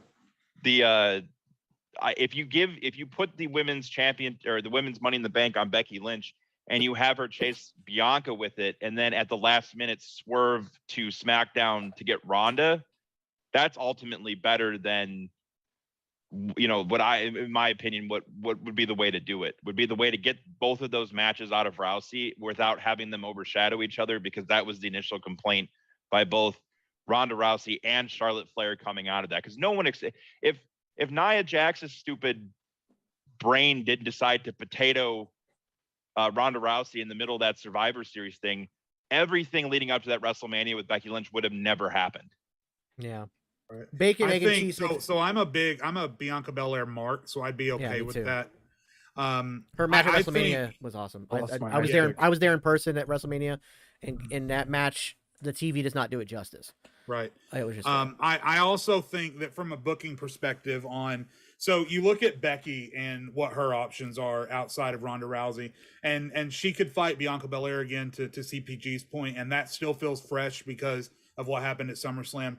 You got a fresh rivalry with Rhea Ripley that could possibly go down. You got a former women's champion like Nikki Ash. Maybe something happens with her now that she's a heel. Who knows? But then you look at SmackDown and Charlotte's options outside of Ronda Rousey. Was she going to wrestle Aaliyah at WrestleMania? Like Natalya? Bailey's Shotzi, not there. goddammit. Yeah, Sasha I want isn't Shotzi being on booked as a everything. threat. By the way, real quick, Um, I told CPG that Kevin Owens was on my flight to St. Louis. Shotzi was on my flight and sat directly behind me on my flight back from St. Louis. Oh, hey. Yeah, well, I Yeah, she mean, was awesome. I know everyone here loves Shotzi. I mean, to me, it's meh. But again, being Sir. booked, like none of those women on SmackDown look like credible threats. Where on Right. Raw, you could insert Rhea or Bianca or Doudrop because she just had a women's title match, and it all looks legitimate. So I think- To that saying though, Asuka and Bailey are coming back very soon. At some point. So you can have With both beer. Asuka and Bailey come in to kind of propagate SmackDown in Charlotte's like absence, and then when Charlotte Right. comes back, you can pick up either one of those feuds. I swear I have a black hole under my desk. I lost my ice pick. So bacon, egg, and cheese in the comments made up. You know, Charlotte is greedy and doesn't want Becky to get the main event. Simple as that. We should yeah. get Sasha versus Charlotte at Mania, and give Sasha her moment because she's 0-7 at Mania. All I know is that Charlotte's ego is insane, and the fact that if anybody watched the Becky Lynch, shooting? Yeah, for sure. Okay. Becky Lynch. Did anybody watch the Becky Lynch Stone Cold Broken Skull sessions? Yeah. Yeah. I have On the not network? watched it yet. I highly recommend it. It's really, really good. And they dive into the Charlotte issue, and Becky talks about them being former best friends, and now there's real animosity between them. Like she, you know, even and you can see Steve, like, basically he doesn't say Found it. shoot, but he's basically saying, "Are you shooting right now? Like, is this for real?" And she's like, "Yeah, there's real animosity there, and it's a shame because I Kayfabe. think back. That's kayfabe. This is my conspiracy theory. This is kayfabe. We're in a new era. All right, Alex Jones, of go off. kayfabe. This is our new era of kayfabe. Is this your They're- bully is playing a character bit? This is yes, Yo. but no. Yes, Hold but on, no. hold on. I need to get something if I'm going to hear this. Shout outs to Bully Ray. Same here. Hold on. All right. So All right, I'm ready. okay. We'll wait for CPG to come back. And then you can light up. Okay. All right. Wait for We're ready, CPG we're to good. mark. All right. Shout outs to Bully Ray being a fucking ass. Yeah. Shout out to Billy Ray. Now fuck What do Billy we Ray. what do we have? What do we have with us? Oh, okay. We're getting the hard liquor out. Okay. Amanda All right, Breeze. Cheers Matt, to you you, can light up. CP. Amanda You can light Breeze, up. hello. Thank you for chatting with us. It's about to get Hey, real Amanda, that's interesting. the number one fan on TikTok. What's yeah, up, Amanda? Amanda, it's about to get real interesting. So you came at the right time. Go All ahead. right. Go ahead. So here's the deal. I obviously don't know Becky Lynch. I don't know Rebecca Knox. I don't know Charlotte Flair. I don't know Ashley Flair. I don't know. This is just my conspiracy. They're putting chemicals in the water to bring back fucking kayfabe.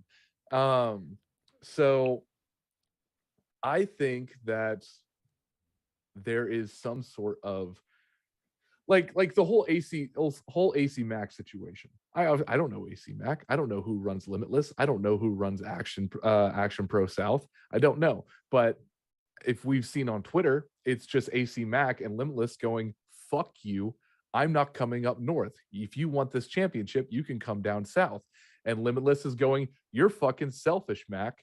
You're fucking selfish. And Mac's going, fuck you. You've been fucking selfish, hogging this fucking championship up north, up in the east, out west. No one's come fucking down south. And me, the little fucking mark that I am, I'm just like, are they fucking shooting right now? Are they fucking is there a real animosity there? And I'm sure there's like fucking whatever. And Becky, I'm sure you don't get to WWE at that level without being somewhat of a really good actor, of somewhat of a decent actor. And if you can tell me that, like, yeah, me and Jade, we were close at one point. We were close.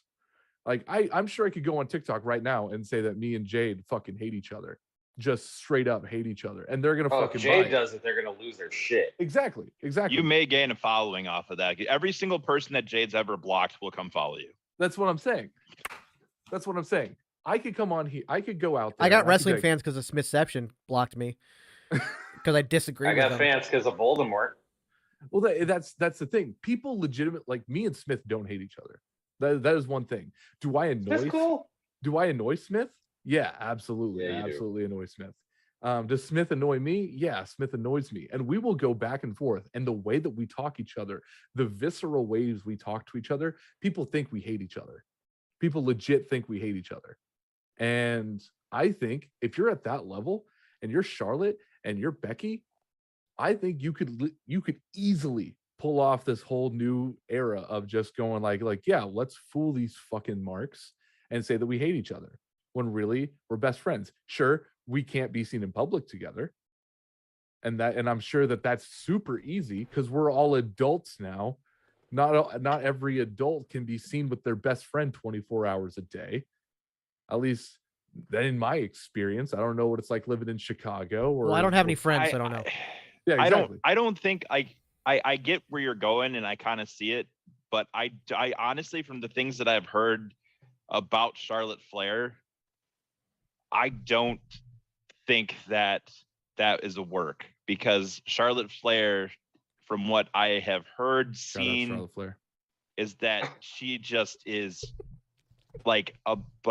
probably just the biggest ego, like if not bigger ego than CM Punk has, just an astronomically large ego. You're telling me you're a Flair and don't have an ego?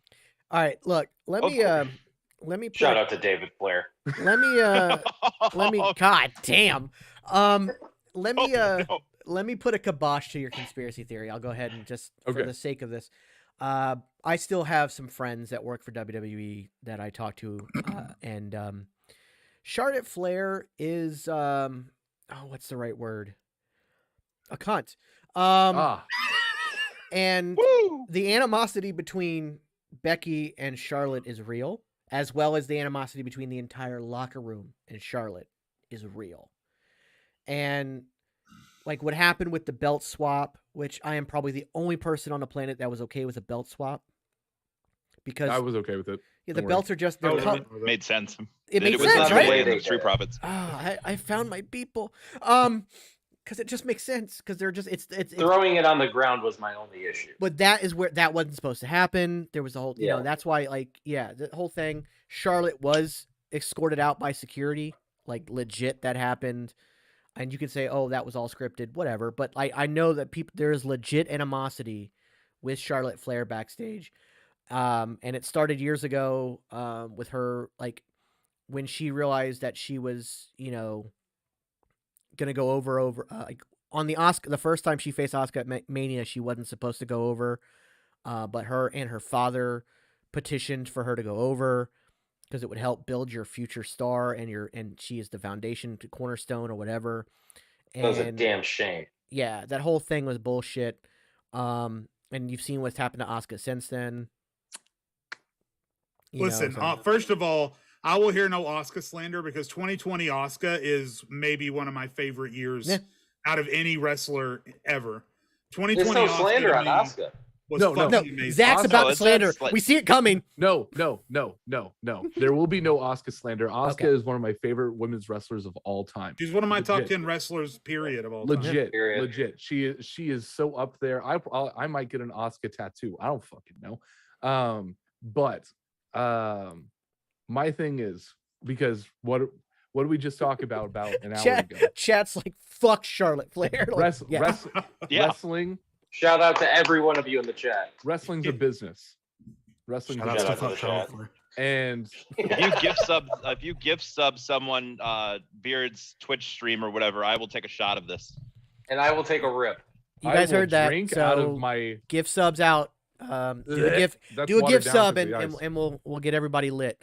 No, Not me. I don't I don't drink either, but We need a designated driver. That's why we have Zach. But I will give myself diabetes. So gotcha. I Eminent. will do some hardcore GCW shit, and I will take all of these this stuff that I'm using for my No. battle vest, and I'll just no, eat it. fuck that. So. No, fuck that. Look. Fuck thumbtacks. All right. They're not thumbtacks. They're pins. Shout out to Thumbtacks. They're Fuck thumbtacks. No. I hate that shit. No, God. They're Oh, I'm getting They're little chills. studs. No. Hey, Super Beard, you probably weren't following me whenever I Shout hit out to myself Little with Studs. You probably weren't following me when I hit myself with a light tube. Yeah, fuck That light was a tubes thing. too. God damn it. God I damn, didn't that see That was fun. That was a fun video. I'm gonna that go back hurt- and that- watch that and then cringe. That hurt. That was on my old channel. Oh, okay, good, okay. Yeah, so that one got banned. before AEW took it down. What can we You- do to get your channel You can't. back to where it was? We tried. I tried so hard. Like I wrote TikTok support so many emails of like, this wasn't anything wrong, and I think that it kind of coincided with Kirk Cameron's bullshit. Like you guys got lumped together pretty hardcore. Yeah. Yep. He's back, by the way. He was back today. Wait, Yeah, he just found me whoa. yesterday. Wait. How Not the does Kirk Cameron. How does Zach get lumped in with Kirk? What? The Because fuck? they worked the entire algorithm into thinking that they were legitimately fighting with each other based on something I think Pope Wonka started. I thought No, of somebody this else. isn't Shawn Okay. Michaels. No, we're not This is talking Shawn about Michaels. the Kirk Cameron. Yeah, I was We're thinking not of the talking Kirk growing Cameron. pains. I was like, Shout out to Kirk Cameron. So I was I like, think did he's you dead. do something denouncing the Rapture and he got pissed off? Like, what happened?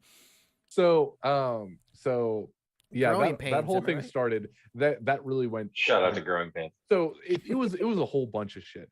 I got a guy. I had a crazy hater that found my personal information and everything, found my personal social medias and whatever.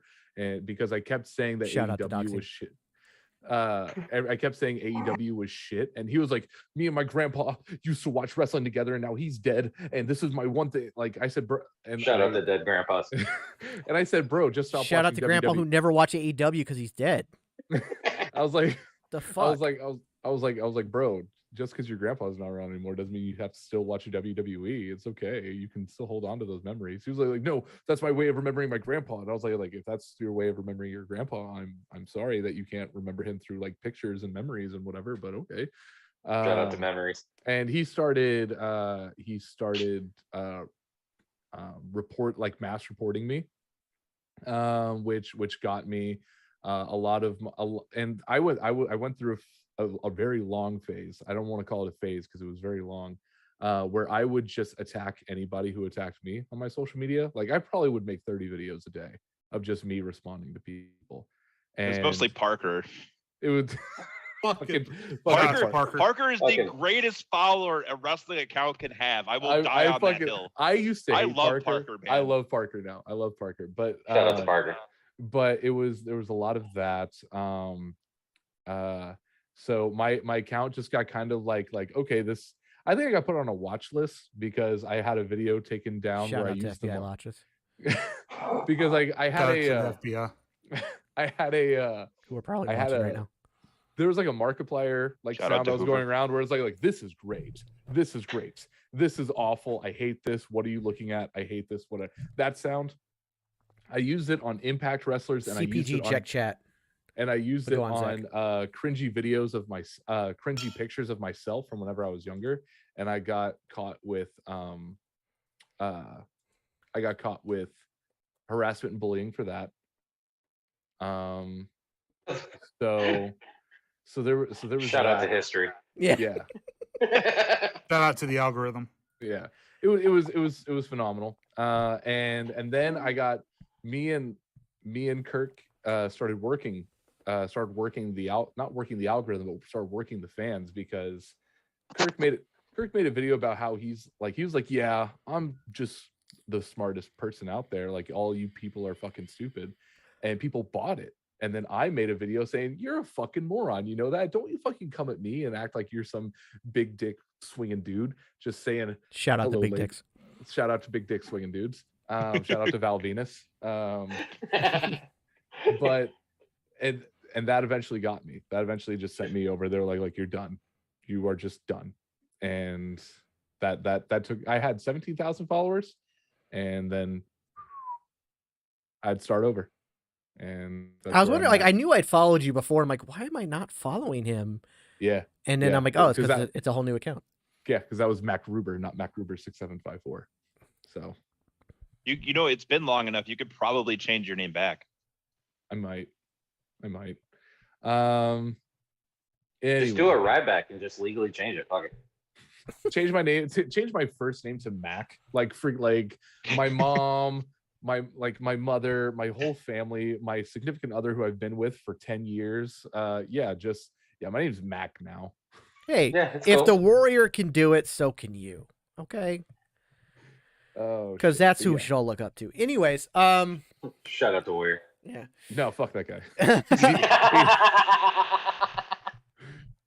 We can all agree on that. I hate one of my biggest regrets in high school. My senior quote was going to be CM Punk's last tweet before leaving WWE, because I was like, oh yeah, I'm CM Punk and I'm leaving high school. That's gonna be my senior quote. It was gonna be I that. shit my britches on a SmackDown. Please retweet. But I was Shout out to shitting your britches on a SmackDown. I was moved by Warrior's speech on that last Raw that I changed it. I changed it to that, like that, No. Oh. So yeah, my senior quote is a big fucking Ultimate Warrior promo before he But dies. like, legit though, can we talk about that promo real quick? Because let's talk about the fact of how the irony of the universe is insane. That he gave that promo as if he knew he was dying the next morning. Yeah, Like, it's almost like David Bowie with Black Star. yeah, like it's legit. It's like nuts. like it's weird how the universe works sometimes. Like, this guy has a redemption arc of sorts, and then comes out and gives this promo of sort. And when I say redemption arc, I mean he was able to get back and get put in the WWE Hall of Fame. Oh yeah, after That's a as whole far ass as the documentary redemption went. of just like a hit piece. Yeah, that's Yeah. as far. That's as far as the redemption went. All The those hit seminars he by the put way, on. Is it a hit Shout out to the piece? self-destruction. It was of the an Ultimate Warrior. absolute Is hit it piece. a hit piece if it is 100% on point? Yes. Bobby Heenan never lied. Damn it. It is a hit piece No, he because didn't. that whole documentary was made just to say "fuck you, Warrior." But it was the And truth. it was all well deserved. It was all. It was No, all exactly. like- Like, speaking the truth is not a hit piece. I mean, kind of. If you hosted the seminars that man hosted and said the things that Yes. he said, you are an absolute trash human being. at an all-black college going on a racist tirade, what the Yeah. fuck? Yeah. Shout out to morons. Shout out to my all black God. colleges. Yeah. Shout out to HBCUs. Shout out to HBCUs. Yeah, so fuck that guy. But still, I mean, it was interesting. It was a very like weird moment for wrestling fans. Yeah, it was see- poignant. It was Yeah, and weird. you see this guy come back, then he gives us like quite what is not even arguably what is objectively his best promo ever.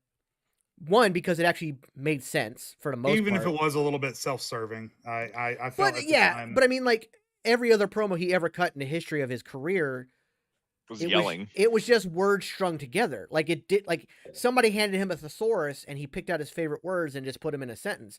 None of them made any sense. Hogan. So first off, it's his most coherent promo ever. But then like it was kind of moving in a way, and then like it's more so moving in the fact that the dude fucking died the next day. Yeah. Like God, I feel damn. like more of anything, that's the universe saying you're not gonna fuck this up again. So Yeah, it was like, come on. hey, look, Yeah. hey, good job. Before you put your foot back in your Shout-outs to mouth, fate. we're gonna put you in a fucking grave. Shoutouts to fate. Promos tend to be better when you're not ripping 3 lines of cocaine before delivering them in Yeah. a I Hey, don't know, hey, man. I don't know. One hey, of my favorite promos. Do of not all time- underplay the Undertaker or the Ultimate Warrior like that. Do not underplay the Ultimate Warrior with that 3 I will lines. say That I dude will did say- 6 minimum.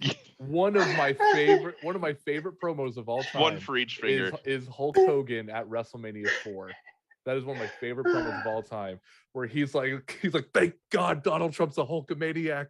Whatever he's holding on to all of his possessions, and he has to sit there and dog battle with his family all the way to safety. He can hop on the largest back in the world, brother, and the Hulkster will backstroke all of us all the way to safety. That aged so well. Yeah, that It ain't really did. You know what? Really, There's a lot to Hogan unpack really there. hit I feel every like we could do an fucking entire point there. podcast The- on that. the one. modern Shout day out, Hogan. shout out to Hogan and how well all of his stuff ages. Nah, fuck that guy too.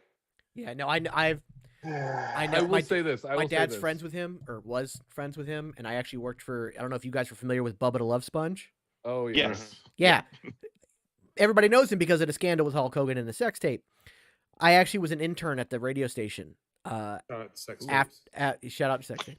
After all that went down, Shout out to Kim Pam and Tommy. Kardashian. and yeah, so my God, that guy. But again, my dad knew. I haven't Tommy laughed now like streaming this on in a Hulu. while. Man, this is great. Oh, Yeah, It's Hogan. also His, because you're incredibly ripped. hey, those are. Hey, look, those are legal tobacco products. Okay, Is it Twitch, legal in Michigan? Twitch. This is legal. Yes, it In is. YouTube, Okay. yes. they're legal tobacco. Shout out to medical marijuana. Shout yeah. out to recreational marijuana too. Shout out to me. I getting pay banned- the sales Shout out tax to me. right here. Shout out to me getting banned on Twitch. Shout out to Um, sales tax. Yeah, let's make sure that beer doesn't get banned on Twitch. Oh, okay. Shout no, out I to think- This is a- sobriety. We Shout haven't out been to kicked. Reagan. Sobriety. We haven't been kicked. No. Yeah. All right. I Your mean, ipso sobriety, facto, I'm your I boss. just for me, I like. Yeah, it is what it is. But Hogan, that's a whole nother thing to unpack. We won't go there either. But I've known that dude for years, and he's always been like this as long as I've known him. Trying to get back to the week of wrestling because it's been crazy. Well, this. Oh yeah, podcast so has been crazy. Tuesday.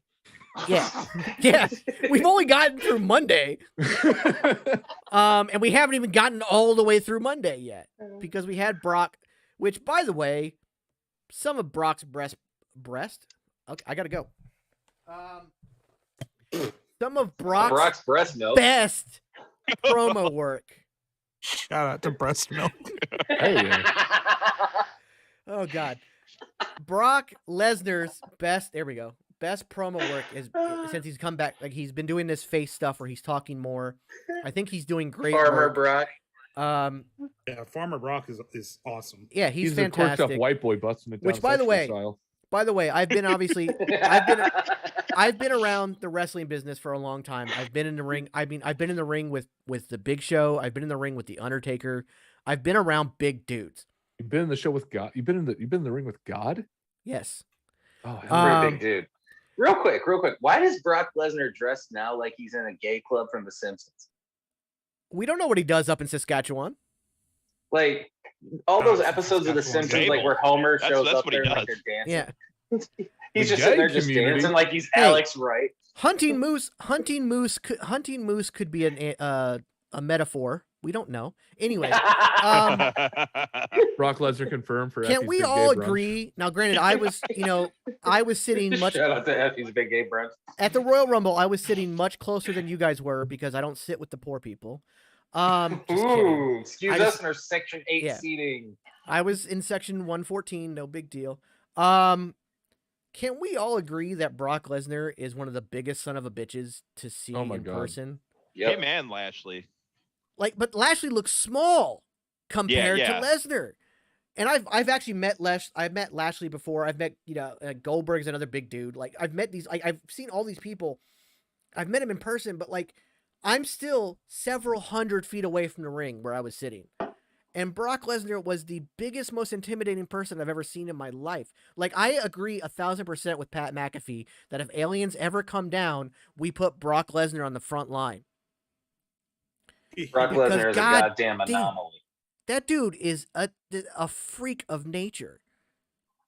My God. But anyways, I think his promo work lately has been phenomenal. I remember, like, way back in his Eddie Guerrero feud, he actually did great promos as well. But, like, he's much better than a lot of people give him credit for. I think he's one of the best sellers in the business, in all honesty. Let me ask you guys a question while we're all here. Yeah. Is Brock Lesnar quite possibly the only professional wrestler that could have worked in any generation? Yeah. Well, I could get on board with that. I can't Maybe think of not any the others. only one, but I can't, like, off the top of my head, I can't think of any others that could do it, but he absolutely could. Lesnar and San Martino, he could have worked not through the golden age. era. I don't think the golden age, like 50, I think 40s, he could have. 40s, 50s. I think Brock Lesnar, as we know it, I think would just 40s and 50s, he'd have been wrestling a bear, and it would have made fucking sense. yeah, Shout Lesnar out would to have been in a Semi-Pro. circus in the 40s and 50s. Yeah. He would Could you have. imagine? he'd have been a Frank Carney's wet Hackenbush dream. just going up against Brock Lesnar. Be like, oh no, we're shooting, brother. Yeah. You see like Brock Lesnar, Gorilla Stack, like Haystack, or Gorilla Slam, like just someone who's astronomically big like that, like any of those big fucking dudes back then. Brock I- Lesnar I- would have been the only dude that you would have looked at him and went, "Oh, he could have beat Yokozuna," or "Oh, he could slam Andre the Giant." Like, you would have not, like the Hogan Andre moment of WrestleMania 3. If you had Brock Lesnar Would've versus went to Andre, Brock. it's not a moment. Oh God. It's not a moment because you I'm just in the air, expect There's no him. Lex You Express. just expect him to F5 the Giant. Like, it just makes sense. Yeah, he could have worked in any. I just can't think of anybody else off the top of my head. So he may be the I only don't one. think anybody else could have. All right, hot Put me take. down, boss. Hot take. Since Put me we've down. talked about Hogan, now we're on the thing. with Anybody Andre. want a peanut? Hogan Andre is one of the greatest matches of all time. I'll say that. Agreed. I'll say It's know one of the what? I'll greatest say- sports entertainment matches of all time. I will say it's Yes. wrestling and sports entertainment are the same thing. And the reason the reason I make the distinction is because when you say wrestling match, people will think about the technical side. Yeah. The Andre Hogan match was the purest storytelling match Spectacle. of all time. And isn't that what all wrestling, like, that's why I will say that wrestling and sports entertainment are the same thing, because when I watch Will Ospreay versus Zack Sabre Jr. tear it up in Rev Pro, when I watch that, that's wrestling. That's just two guys trying to work the leg, sweep the leg, fucking 1-2, 1-2, 1-2, work each other out. It's the same thing as Hogan Andre. It's all a big fucking fake fight. And Hogan Andre is a big fake fucking fight. And when you look at that, and you look at like I think it was Matt who said it, because I was looking down because I'm working on my battle vest. It's one of the greatest it's one of the greatest forms of storytelling out there. You're watching this big fucking monster. It's the unstoppable force meets the immovable object. I don't think we'll ever get that again.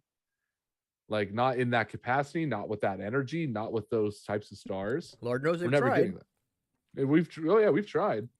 I think the closest we've gotten is Rock Hogan. But Hogan, the Hogan Rock one, they claimed it was kind of the same vein, but to me that was more personality in the crowd. yeah, Really. Yeah. Never- I think that the fundamental difference between sports entertainment and pro wrestling, which I kind of agree with Zach to the point where they can be both one and the same, where pro wrestling is like a more like, how do I put this? Where pro wrestling is like the more technical side of things, like technical wrestling. Sports entertainment is like showmanship dialed up to 1,000, and also zombies eating the Miz. Like that is what makes, like, where WWE does wrestling, but they also do sports entertainment, is that like the Miz got eaten by zombies, but was like back. Paul Bearer is held in a wheelchair in a freezer with one single strand of rope across his chest. He got by buried in Kane. cement too. I will say I'm the only one who liked the zombies. Yes, you will say that because I you will. were. Yeah, I will I hated 100% sign off that you were the only person who liked that because that was Yeah. one Shout of the out to worst Batista, fucking shitty things I've zombie ever seen. movie. Hey, So I'm mostly on board with what CPG just said. Where I jump off board is it's no secret that TikTok is divided between AEW marks and WWE marks, and then you got guys like us that are in the middle that just realize that we're all fucking marks, and what are we fucking arguing about? Yeah. But where I jump off is where the people who identify with AEW the most want to say, I love AEW because it's pro wrestling and WWE is sports entertainment. Meanwhile, next up on AEW, it's Danhausen, Orange Cassidy, and Abaddon. Stay tuned. Abaddon's Hey, don't fucking you speak awesome. any shit about Yeah. Danhausen either. No, Very I'm not nice, talking very shit about yeah. any one of them. I'm just saying, Shout in out a to company CPG that shirt. features Danhausen, Orange Cassidy, fucking Abaddon, fucking Chris Jericho having mimosa matches, Shout out to Zach's mask. fucking all this shit, you can't Shout out look to me in mimosa the matches. eye and like, if you want to hate WWE, that's fine. Mimosas. But don't try and fucking don't try and justify your own opinion by saying that one is sports entertainment, one is professional wrestling, Yeah, because you have the they're, Dark they're Order. one and the same. Shout out to Jade Soapbox. No, I agree with you actually 1,000%. We talked, CPG and I talked about this at the podcast. I don't understand the divide. It's the same with comic book fans. There's Marvel fans and DC fans, and they hate each other. And I'm like, why? Why can't you love both? I literally have Batman behind me, and I have Spider-Man animation cells. And for a reason, I have Batman and Flash tattoos. I have Spider-Man on my leg. I love both. And by the way, humble brag, just for a second, let's turn this camera. Let's show you guys my new wall. Ooh. Oh, that's dope. Ooh. Alex Ross. Hey, you Look, go. Zach talked, and now I can't see it. Oh, there. Yeah, Oh, it came back. Yes, shut up, Zach. Matt, shut the fuck up. Okay, there we go. Jake, on- shut up. Now I put couldn't it on see gallery view. Yeah, put it I on don't know how to gallery do view. that. I'm old. I'm on my phone. I'm the oldest one here. Shut up. Okay, Matt, you're on your phone. Swipe Yeah. left. He went Safe away. driving Oh, mode. shit. Oh, there we go. Oh, there we go. Oh, shit. There you go. All right, Look at you guys. So anyways, There we go. I had to. I'm gonna show Seniors, this shout as out to often senior as I citizens. can. As often as I can, I'm gonna show off that wall. Shout out to Um, Zoom. But yeah, I don't understand the divide, and I understand what AEW is trying to do with this whole pro wrestling thing. It's mainly a stab at WWE because they're not allowed to say pro wrestling anymore. Even though I love the fact that Pat McAfee still drops it all Bullshit. the fucking time. I was gonna say it's And look, bullshit because Pat's saying it all the time. Pat There's McAfee to me is the best commentator we've gotten in the last 10 years. Pat McAfee is good for wrestling, I think. 'Cause he's a And fan. Not just WWE. I think wrestling in general, Pat McAfee is good because The it world just in general. yeah, he's good. He's a national treasure. I love him. He really is. He's a goddamn unicorn. I don't watch football. He was a Colt, wasn't he? Yeah. Yeah. I had his jersey. Shout out to Indiana. Oh, do you? I had his Colts #1 punter jersey. Dude, Yes. I am trying so hard to get like my podcast or like any of it like as affiliated with him just because I love the Pat McAfee show. I love what they represent. Same. I love what they do. I love Pat McAfee. His matches in NXT were great. Like Shout I out think to Vitamins. he did a really really good It's job. almost like natural athletes translate well to professional wrestling. Not Yeah, dude, always. Who knew? How many football players have we seen that they go into developmental and they can't cut it? You know, it happens. But Pat with his feud with Adam Cole, the fact that they keep it going on his show is just chef's kiss. Exactly, Matt. Exactly. I love him. I love the fact that he goes into every SmackDown blind. He purposely doesn't let them tell him what's going on. He just reacts. The fact that he is technically the heel commentator, but he does like he hates on Happy Corbin and Madcap Moss because they're fucking ridiculous. He is the best goddamn color commentator since Bobby Heenan on Nitro. I can't That's disagree a with shout. that. I mean, I can't that's disagree. worth the with- conversation. I can't think of anybody else that was better. Like I said, at least in the last 10 years, he's He is definitely a the best modern one. age Bobby Heenan. Corey Graves, who he's a friend of mine. I can't stress it enough. I love the dude, but he takes the heel side way too far, and it comes off as ignorant. And it infuriates me, and it's not a good heat. It's not the heat you're supposed to get. It's a bad heat, and I won't Yeah, use it's the a go term. home eat. I will never use the term X-Pac heat because I think X-Pac heat is stupid. That's a stupid term. But it's that type of it's heat for the wrong reasons. It's not heat I'm Matt because Johnson heat. there you go. However, I will say just real quick, I'm glad Shout out to Ahmed even with Johnson.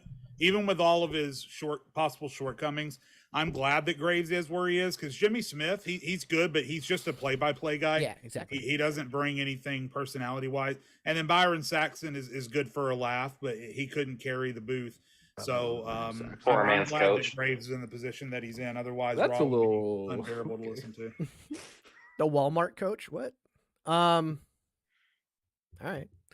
But yeah, no, I agree that like you definitely need Corey Graves there. I just think that some of it needs like don't like Bobby Heaton is somebody he should probably study more, and I say that because when Heaton would praise a heel who just cheated the win, but he would act like he didn't see it, or he would act like he had a really good way of doing it where it didn't seem like. Whereas Corey Graves like will actually shout out the moment and then try to pretend like he didn't see it, or he'll be like, "Oh, well, that wasn't cheating. That was smart." No, stop.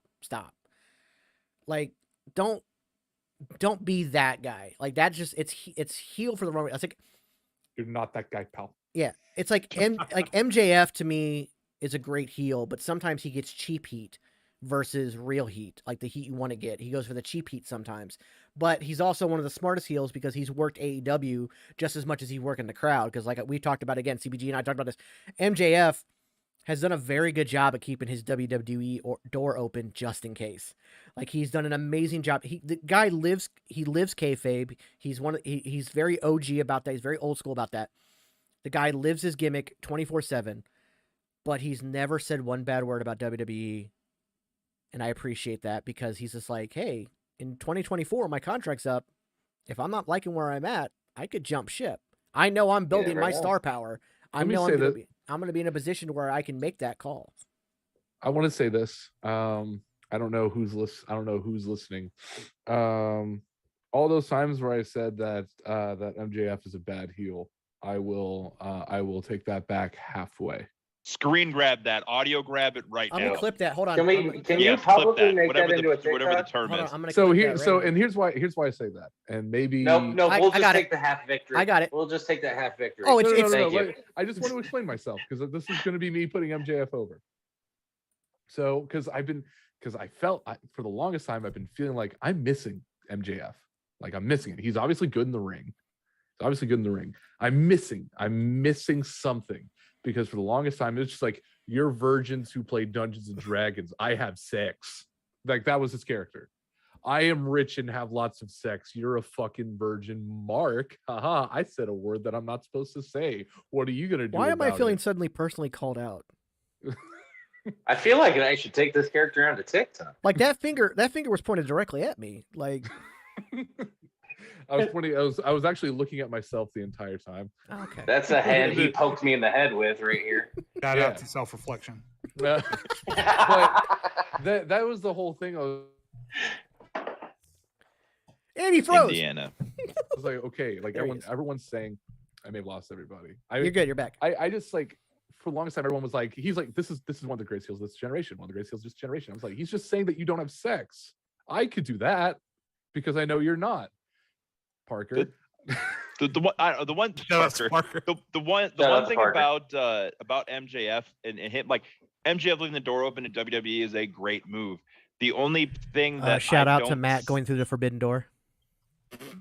I'm just waiting for him to show up through CPG's door. Yeah, he's gonna walk in. He pokes his head in. There's nothing but clouds of smoke come out of there. But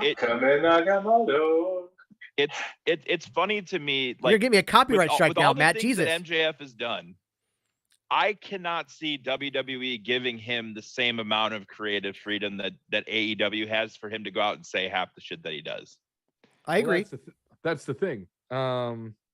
We all thought that WWE was just going to make AJ Styles a mid-carder. Remember that? Like they weren't going to use him well. He was just going to be a stupid mid-carder, not do anything. And now he is a top guy.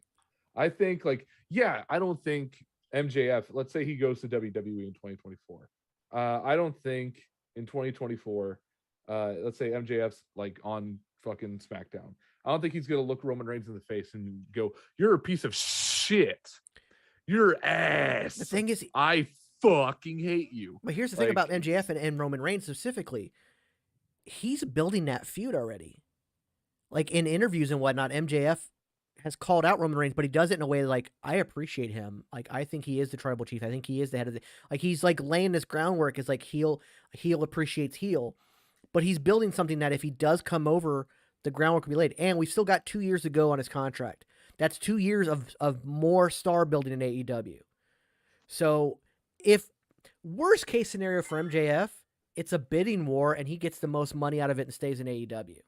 Right. He's so smart. I think that some of the things that MJF could do with Roman, though, it's too late.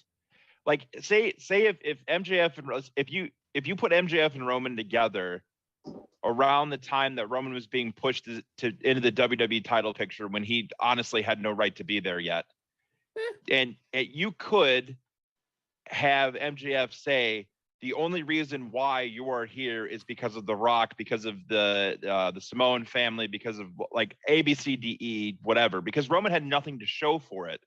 Now Roman's had how many world titles and main evented WrestleMania, how many years consecutively or how many, whatever, to the point where he's like, if MJF seriously walks up to Roman Reigns and say like, hey, the only reason why you're in the position that you are now is because of The Rock. Roman's already done so much stuff that doesn't even involve The Rock at all, to where the statement doesn't hit like it would if he had done it years previous. Yeah. I think that's the only kind of thing that would fall flat there.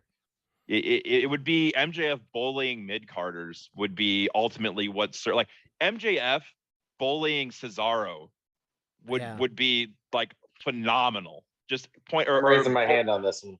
Go ahead. Could you just see MJF and Pat McAfee going at it? It'd be amazing. That'd be great. Awesome as shit. It would be the new. It would be the new Adam Cole Pat McAfee thing. Like, I think it'd be great. But also, could you imagine you bring MJF into WWE, you immediately put him with the Intercontinental title, like within months, and then you let him have a long honky tonk man style run with the Intercontinental title, and he would have the ability to bring prestige back to that title, because he would do so much with it. And then you can put him eventually Roman Reigns will eventually lose the title. It can go to a babyface. And then you can push MJF after a babyface in a world title shot. I mean, it would work. But at the same time, depending on these next 2 years in AEW, MJF could end up being the most valuable person in AEW, and they just can't afford to lose him. This whole conversation makes me laugh only because I think back to this time last year, and everyone on Wrestling Talk was having these same kinds of conversations about, okay, here's how Kevin Owens is going to debut in AEW, right? So he's going to come in and he's going to make Adam Cole think he's a part of the club, and then he's going to super kick Adam Cole, and then 6 months later, Kevin Owens just re-signs with fucking WWE. Like, and then flies fucking Spirit Airlines.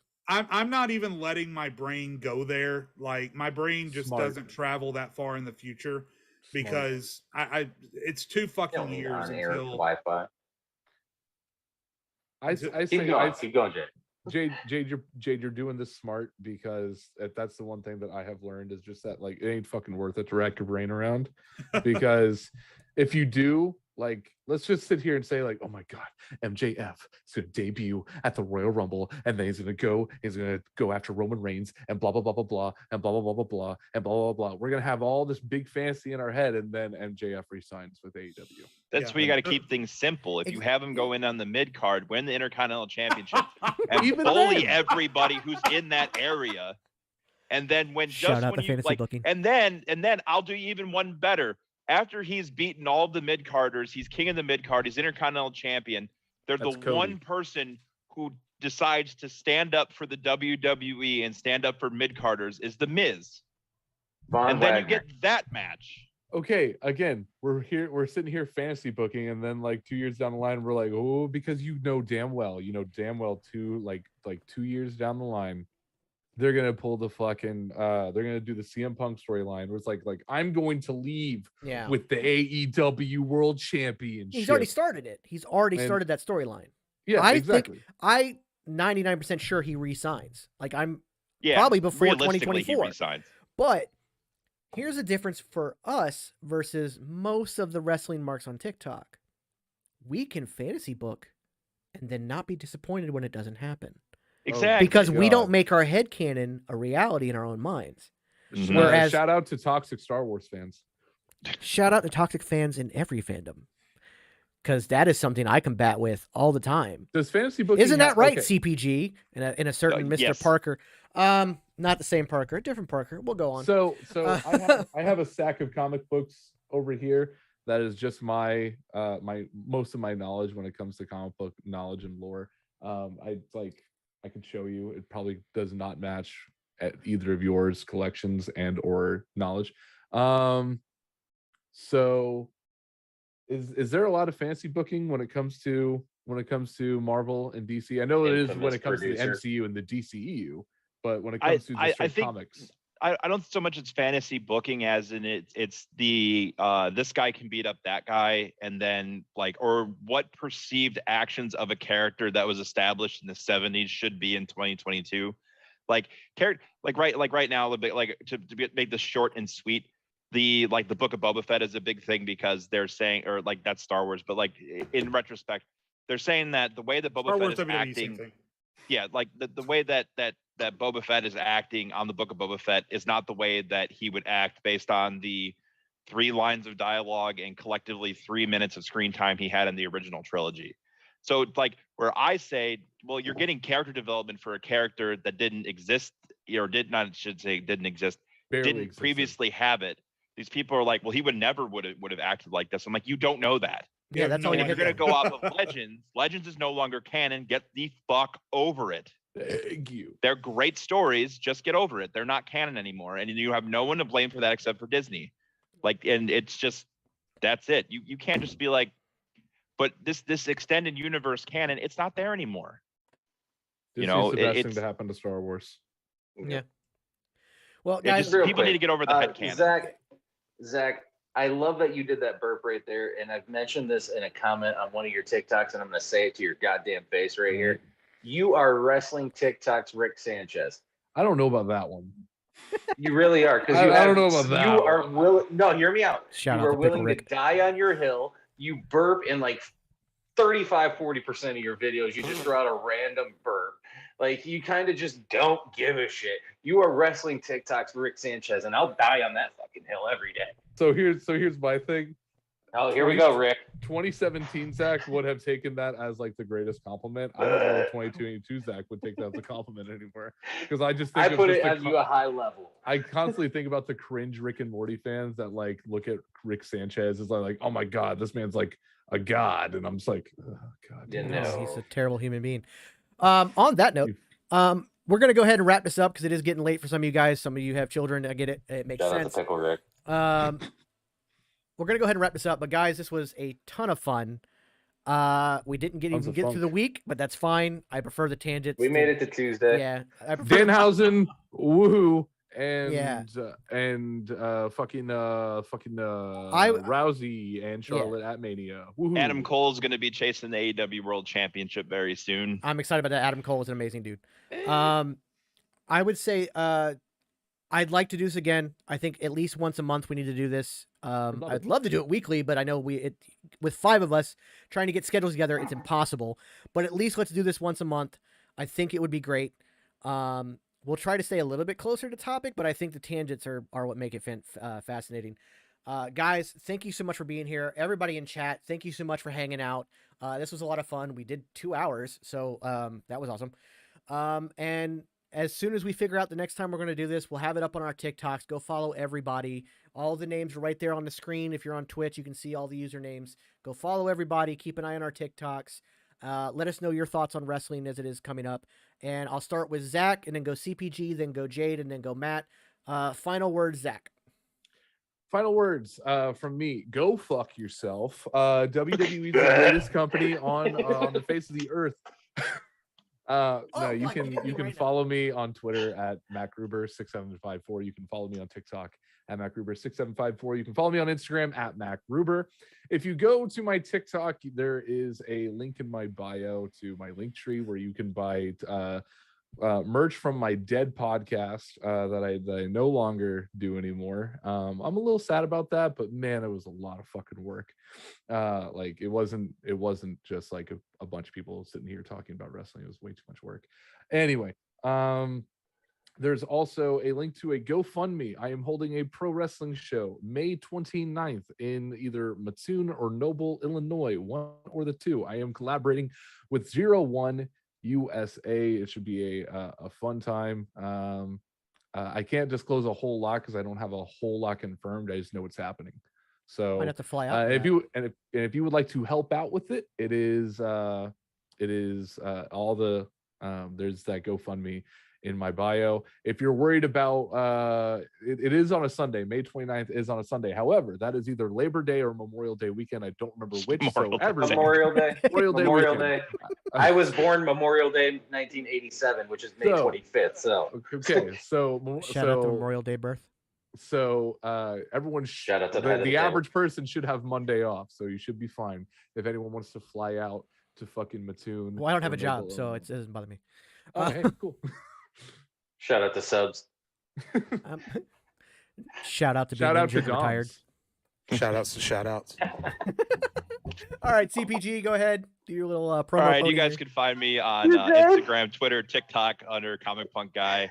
If you guys go to my TikTok and you hit the link in my bio, Panda and I are running a fundraiser with all the proceeds being split 50-50 between the Alex Lemonade Stand and the Cauliflower Alley Club. There are a plethora of WrestleTok creators merch there to get. You can also get stickers. I'm damn near everyone except for Beard and Infamous Opinionist is in that, so you can go support all of us there and watch more wrestling and bridge the divide. No more divide. We're all fans of the same thing. You can watch 30 minutes of Raw and still get the same enjoyment out of the entire show of AEW Dynamite. All right, Jade. Yeah, I'm Infamous Opinionist. It's the username right there. That's how you'll find me on TikTok. All of my links. It's up. Are Jade. Up. Oh, it's down here for me. God damn it. Yours is on Twitch. It's above your head. Sorry. Anyway, so Infamous Opinionist on TikTok and Twitch, and then everything else is Infamous Jade 08. Or you can just go to my TikTok bio. All of my links are in the link tree there. Yeah, I'll only block you if you're an asshole. I like to say that on a regular basis, because you're going to see people who I have blocked tell you not to follow me because I'll block you if you disagree. I will not block you if you. I've disagreed with every single one of these guys on screen right now at some point or another, and we all still follow each other. Just don't be a cunt. Like what you like, don't be a dick. You. Don't be a Charlotte Flair. Yeah, don't be a dick. Don't get personal. Just don't be an asshole generally. And if you're not an asshole, my community is very welcoming, and you can talk wrestling every video I post every day. So head over there and give me a follow. And thank you, Super Beard, for having me on. Absolutely, it was a blast. Go ahead, Matt. So yeah, shout out to you on that. Thank you for having me here too, like you was saying there. And shout out to the Brood's entrance theme, because that was the only time that me and Jay have ever disagreed on anything, was that one thing. It's still a banger, and I'll take it to the grave. I don't give a damn. Anyways, you can find about to me shit himself. Yeah, I know. You can find me on TikTok at LovePanda24x48. I am on Instagram at LovePanda24 and on Twitter at LovePanda24. You can also find me on the Uncut Wrestling Podcast. That's Uncut with 2 T's. On TikTok, Anchor, Spotify, everywhere else. And I also co-host 2 different shows with Big Vito from WCW every week. So I'm a busy ass dude anymore. So yeah, just stay tuned. Shout outs to Vito. Yeah, shout out to Vito for sure. Shout out to Vito. Big shout out to Vito. So yeah, definitely. Again, maybe after Elimination Chamber or something, we'll get together. We'll do this again. Maybe we'll stick to like. I'm going to be real fun after Elimination Chamber. Yeah, I think that'll be a great one for us to cover. This will be gone after Elimination Chamber. Before we go, I just want to say one thing about Elimination Chamber. Everyone talks about the fucking blood money that WWE has under the. How much blood does America have on its hands? Oh, are we doing this? How much blood does America have on its hands? So much. That up. This may be the last time we've ever do.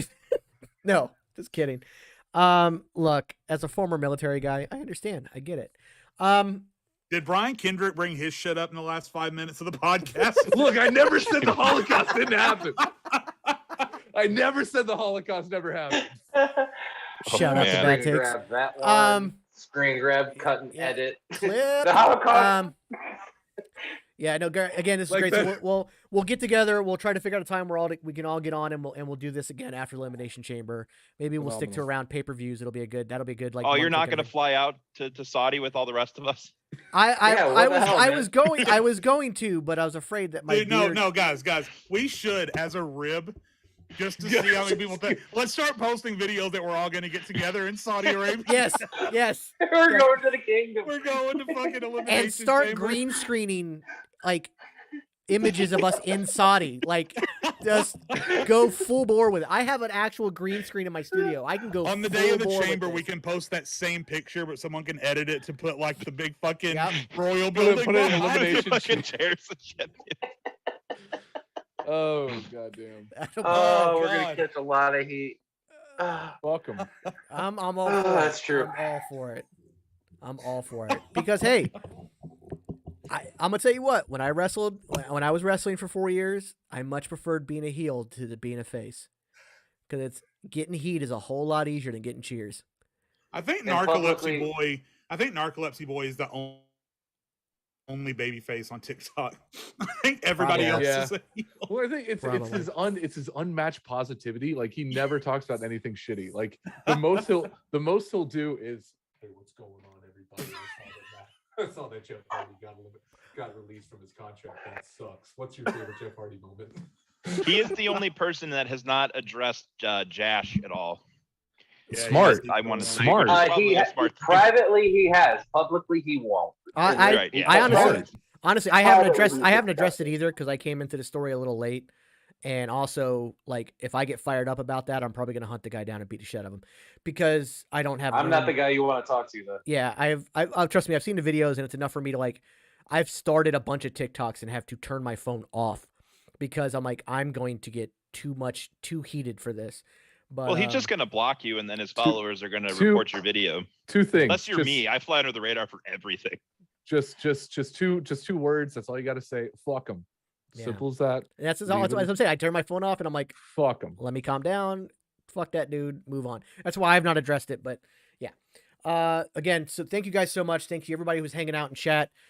We had a great time. Go follow everybody on TikTok, and we will do this again after the elimination at some point.